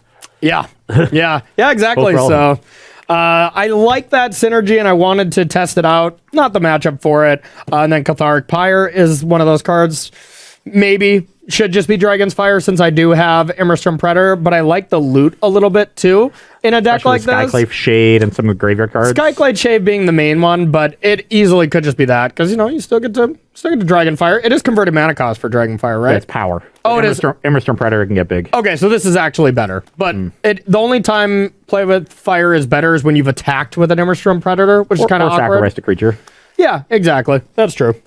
All right, and then we're just bringing in 2 more Infernal Grasps. Don't care about my life total that much if I can deal with your big dragons. And then Blood Chief's Thirst, being able to kill your 2-drop as well as then go upstairs and still hit Goldspan Dragon and stuff. Yeah, and then on my side of things, just bringing in a bunch of sweepers, Crush the Weak, and Battle of Frost and Fire. I think the latter of them is a much better card in a format that no longer has Lovestark Beast and Bone Crusher Giant everywhere. Yeah. That it happens to not kill. That's a good one. So yeah, gonna see how that plays out. Gonna cut my Galazeth Prismaris as they don't play well with Battle. Battle kills all of my creatures, which is the awkward part, but all the red sweepers do. Yep. At least the big ones. So I think Galazeth is just the worst creature in the deck, and we can trim it to avoid that awkwardness. Trimming 1 Deluge, they can be a little clunky, as can Prismari Command. So we're bringing in, some expensive spells, but they're really impactful spells. We got to cut other expensive spells, and these are the worst ones. I think that's another card that got unbanned, especially because Storm's Wrath is out. Yep. Crush the Weak is like the red removal, and then we have Shadow's Verdict. Is that the only sweepers? White. There's the new white one. Doomscar is still. Doomscar is in, and the new one, the 6 white costs less for each creature in play. Yep, that's right. So white actually has the best mass removal again in Doomscar. That's the best card, but still, just control doesn't seem on the menu. Azeka's Cherry being the main reason, but maybe a Jeskai control that can play Prismari Command or something. Flash for like a better cheap removal spell, Expressive Iteration, and Prismari Command. Yeah, maybe. And then win with like Mordenkainen and yeah, like who knows? Win is always the secondary concern in control decks, but I just don't think control is going to be that good personally. Sorry, Shaheen. We're sorry, but it's still not good. But I think the Grixis deck was good. I do. I think that's the key. Is that you just have to control decks aren't going to be playing a bunch of counter spells. Yeah. The way Rogues did. Got to reinvent the wheel. There. Yeah, you got to be a tap out control deck, which is actually Shaheen's favorite. I love tap out control too. Yeah, I love tap out control. Yeah, so that's the way I think it has to be. I think there are some tools there. But the Grixis deck from last week, if you're a control player, looked quite good. Ugh. Another one lander on the play. Bummer. Love it. Another perfect hand on the draw. Yep. Yeah, that's why when you were saying that last hand, by the way, Dragon's Fire into Iteration, like my turn 2 play was going to be Slaughter Specialist. I'm like, that hand would have destroyed me. I'm going to keep my hand. It is not awesome. Okay. It's a little clunky here, but I'm about to draw the best 6-card hand you have ever seen. Okay. Not the best hand I've ever seen, believe it or not, but I will keep. And we'll put one of these on the bottom. And I got a tapped land, and I'll pass to you. Okay. I have a Frostboil Snarl revealing an island. Okay. Snarl. I have a...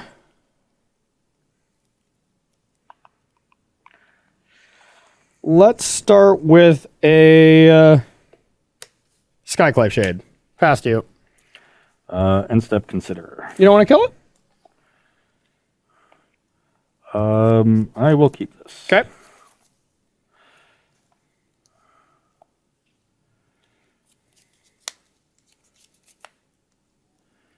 Interesting.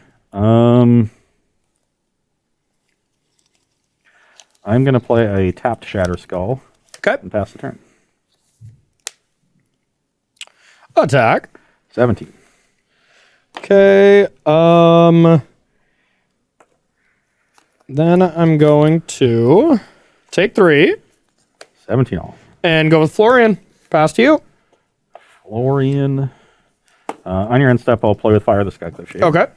I was trying to make sure your play with fires were as bad as possible, and that's pretty much it. Then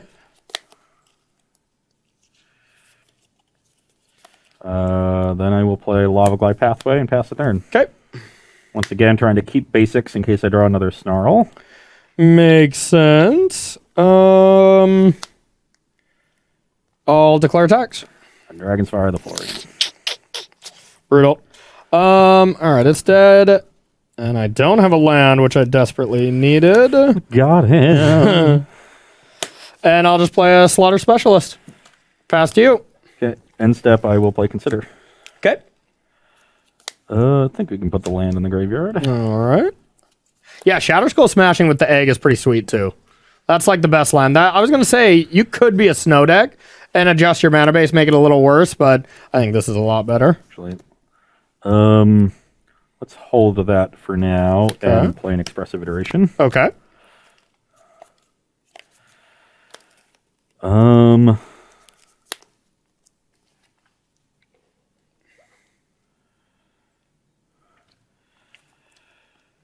Yeah, I think we're going to exile this mountain and play this mountain instead. Pass Done. turn. All right. I'll attack. I will block. 4/4. Trigger on the stack. Play with fire. God, you're a jerk. All right. I will play Vampire Socialite and pass to you. This deck has not been treating me well, to say the least, today. I've got I was pretty hyped about this too, chat. But I don't think it's great. Goldspan Dragon. Yeah, all right. Get in for 4, get a treasure. Why not? 13. And I will use that treasure to foretell. Is it Okay. because Florian heard you say that you were sad it wasn't Pass the Yorion? turn. I think so, yeah. Florian's like, I'll show you. Yeah. Inferno Grasp that. I will get a treasure. You'll go to 11. Yep. I guess I'll attack first, but Yeah. I'll put you take to 2. 15 and pass to you. Yes. Yep. Okay. Play an island and play Alrund's Epiphany. All right. Get some birds. Go to my next turn. You got it. I'll start with an expressive iteration. Okay.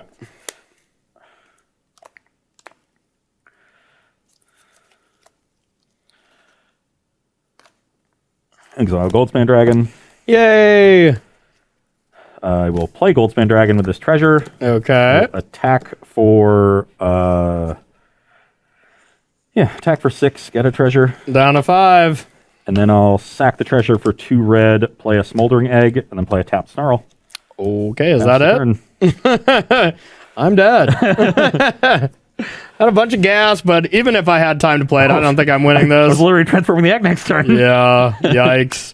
Yeah, I think, I think we could make some arguments that your removal base lines up pretty well with me, but basically I just think your deck's sweet. I think the deck's pretty sweet. I think the vampires was a lot less exciting than I thought. I had some land problems. I mulliganed a decent amount, but overall, the power level just didn't seem there. There was some awkwardness with Skyclave Shade. You need a lower curve with this card, and I think And this it's is just one of not the, there. I think this Yeah. is one of the more powerful cards. Yeah, I think agreed. Adversary is secretly not a good card in the tribal vampire deck. Yeah. Because it forces you to play too many spells. Well, with more lands, it'd be fine. Like, even if I had 8 Yeah. spells in there, being able to flash it back, kill might be okay, but yeah, you could be right. Yeah, You could be right. and having a low curve is also better with Florian. You want to be able to play it on turn 3, attack with 2 creatures, so that Yeah. one removal spell doesn't get you. So the tribal aggro decks almost always want a super low curve and a very high creature count. Yep. And so you need to play cards that play well with that, which is why I like Socialite. But Okay. the lack of good 1-drops is a real problem. Yeah, I was making sure that wasn't just when they're dealt damage by vampires. I could see that just being better in your mono red deck then. Essentially Yeah. splash black for this. You get the fashionably late land, you get the pathway. You could just be a light splash of black. I don't know what else you really play. You could play the 2-mana sorcery that makes a 3/1 that has flashback. Yeah, but when you're splashing, that's probably not good, Yeah, right? exactly. Yeah. So it's probably not worth it. I think I like the Boros splash better, but yeah, so far from the day, your mono red deck and your Izzet deck looked sweet. I think the Naya deck was also great. I think those are my 3 favorites. Yeah, and agreed. Those are the decks that won. And they Yeah, good they point, good point. They won pretty convincingly. pretty convincing. Yeah, I think this was a show of blowouts. It really was. And like normally we try to not do that. We try to make close matches and stuff. But I think it was just the matches look close on paper. It was just the decks really shine. Yeah, you're starting to see the really powerful cards separate themselves. Yeah. It's Goldspan Dragons, Azeka's Chariot, and what are the cards that you're surrounding them with? There's a lot of great support cards from this set. We saw Dragon's Egg look really good in this Izzet Dragon Shell that we Yep. already know exists. Play with Fire is great in that shell. Always nice to have good 1-mana spells to play off of Galazeth Prismari and consider as well. So, and then with in the Naya shell, Briarbridge Tracker plays very well with Azeka's Chariot, plays Yep. very well in that kind of mid-range creature deck. You saw the removal spell play reasonably well. I still can't remember the name of the white Something removal spell. absent. Yeah. I forget as And well. you've got plenty of options for removal if you want, but I think there's a pretty clear hierarchy of what the top tier cards are, what the build around cards are. Yeah. And we're starting to see that the decks that are building around really powerful cards succeeding a little bit more. Yeah. And then the right linear decks. I think the Reckless Stormseeker is just a very good aggressive card. You could play it in a Gruul shell. There's one in my article that's out right now that I think, because it works really well with Chariot as well, works really well with Werewolf Pack Leaders, and immediately get that attack tactics trigger. So there's other homes for it, but it also works perfectly fine in the red deck. So Yeah, that card looked awesome. yeah, That card looked really awesome. Very, very good aggro card. That's a card I left off my top 5 list. Sorry to interrupt you, Yeah. but that's a card I think I'm going to regret. come towards the end of the set. Yeah, I gotta get my top 8 list set for tomorrow. I'm recording the podcast, and then it's gonna be on there. It's gonna be on there. I believe it. And if y'all want a shot to be like, wow, you know what, Corey and Ross, decent decks, but I can build a better one. It's going to be your shot for Thursday. Thursday's show is going to be created by all of y'all, the viewers. Ross is going to send out a tweet here momentarily after the show. Make sure to tag hashtag Team Corey, hashtag Team Ross, whoever you would like to play the deck. And we're just, we're gonna give you a shout out each match of who designed the deck, even if it's not yours, even if you just see a cool one that's somebody else, but slap it our way. We'll give you a shout out, and then we'll see who gives the better decks for which side. And it's been always pretty close, and these shows are always really, really fun. And add a land. Yeah. If you're going to build a deck, add a land. Everyone. Yeah, play one more land than you think you need, please. Even if it's a double face card, just play one more, please. Add one more. You know how many 61 card decks we're going to get now? It's going to be an interesting show for viewer-submitted deck lists because we mentioned it earlier. They always leaned on that Yorion template for you. Yes. They leaned on the Sacrifice template for me, and the Sacrifice decks don't really they don't have the same tools. Yeah. There's no Whisper Squad. There's no second Whisper Squad. There's not even a third Whisper Squad. It's just going to be 3 Delver decks for each of us. If we're going by the viewer submitted, it's just you're going to submit just different Delver decks, and it's just going to be a Delver off on Delver? Thursday. I'm playing Dimir Delver. I'm playing Grixis Delver. Blue Delver. I tried a Simic Delver deck. Yeah, pretty much. So, all jokes aside, get those lists into us. It's going to be a really fun show on Thursday. But that's going to do it for today. You keep the marbles. You beat me pretty badly today, so nice work, my man. Rob, you're going to thank some subs. You're going to thank some sponsors. We're going to head out. All right. Well, we got one of our favorite viewers who subbed today. Papa John's Napkins? Oh, okay. Histeus for 25 months. Thank you to them and all of our other subs. Yes, thank you for that support. If you'd like to support Star City Games in another way, you can join SCG Premium. $7.99 a month will get you access to exclusive content from our wonderful staff of content creators, as well as 5% off of sealed product, 10% off of singles, and 15% off of supplies. So head on over to starcitygames.com/join-premium and sign up today. Absolutely. And the SCG Tour Online is back. So if you want to be able to play in these events, they normally run Friday and Saturday for the satellites. You get 4 each day. 4 and 2 or better qualifies you for the Sunday Championship qualifier. And then 5 and 1 gets you a bye. 6 and 0 gets you 2 bye and gets you an invitation down here to Roanoke for the Invitational over Halloween weekend. So if you want some more information on that, go to starcitygames.com/SCG Tour Online. Yes, and if you are looking to pick up some new cards for in-person tournaments, maybe you've qualified for that SCG Con coming up at the end of October. You're going to need some cards. So. Yeah, I need to update that collection, get rid of some of those old rotating cards. You can always sell your cards to Star City Games because they are always buying, and the process has never been easier because there's so many ways to do it. You can use the buy list feature on the website. You can mail your cards in and let Star City Games do the work for you vis-a-vis grading and sorting and such. You can come into the store and do your business in person. And if your collection is big enough, you can make an appointment and have Star City Games come to you. So pick whichever works best for your situation. And do always keep in mind that when trading in cards for store credit, you always get a 30% bonus. Absolutely. And if you like the new cards that we have, and believe it or not, you want some pictures with them, well, you can be the first one to pre-order Innistrad Midnight Hunt. A lot of really cool cards. These are going to be cards that are going to be around in Standard for a long time. So if you're not normally a person who orders Standard sets and you really want to change that, this is the one to do it. Because these are really going to be here for quite a while.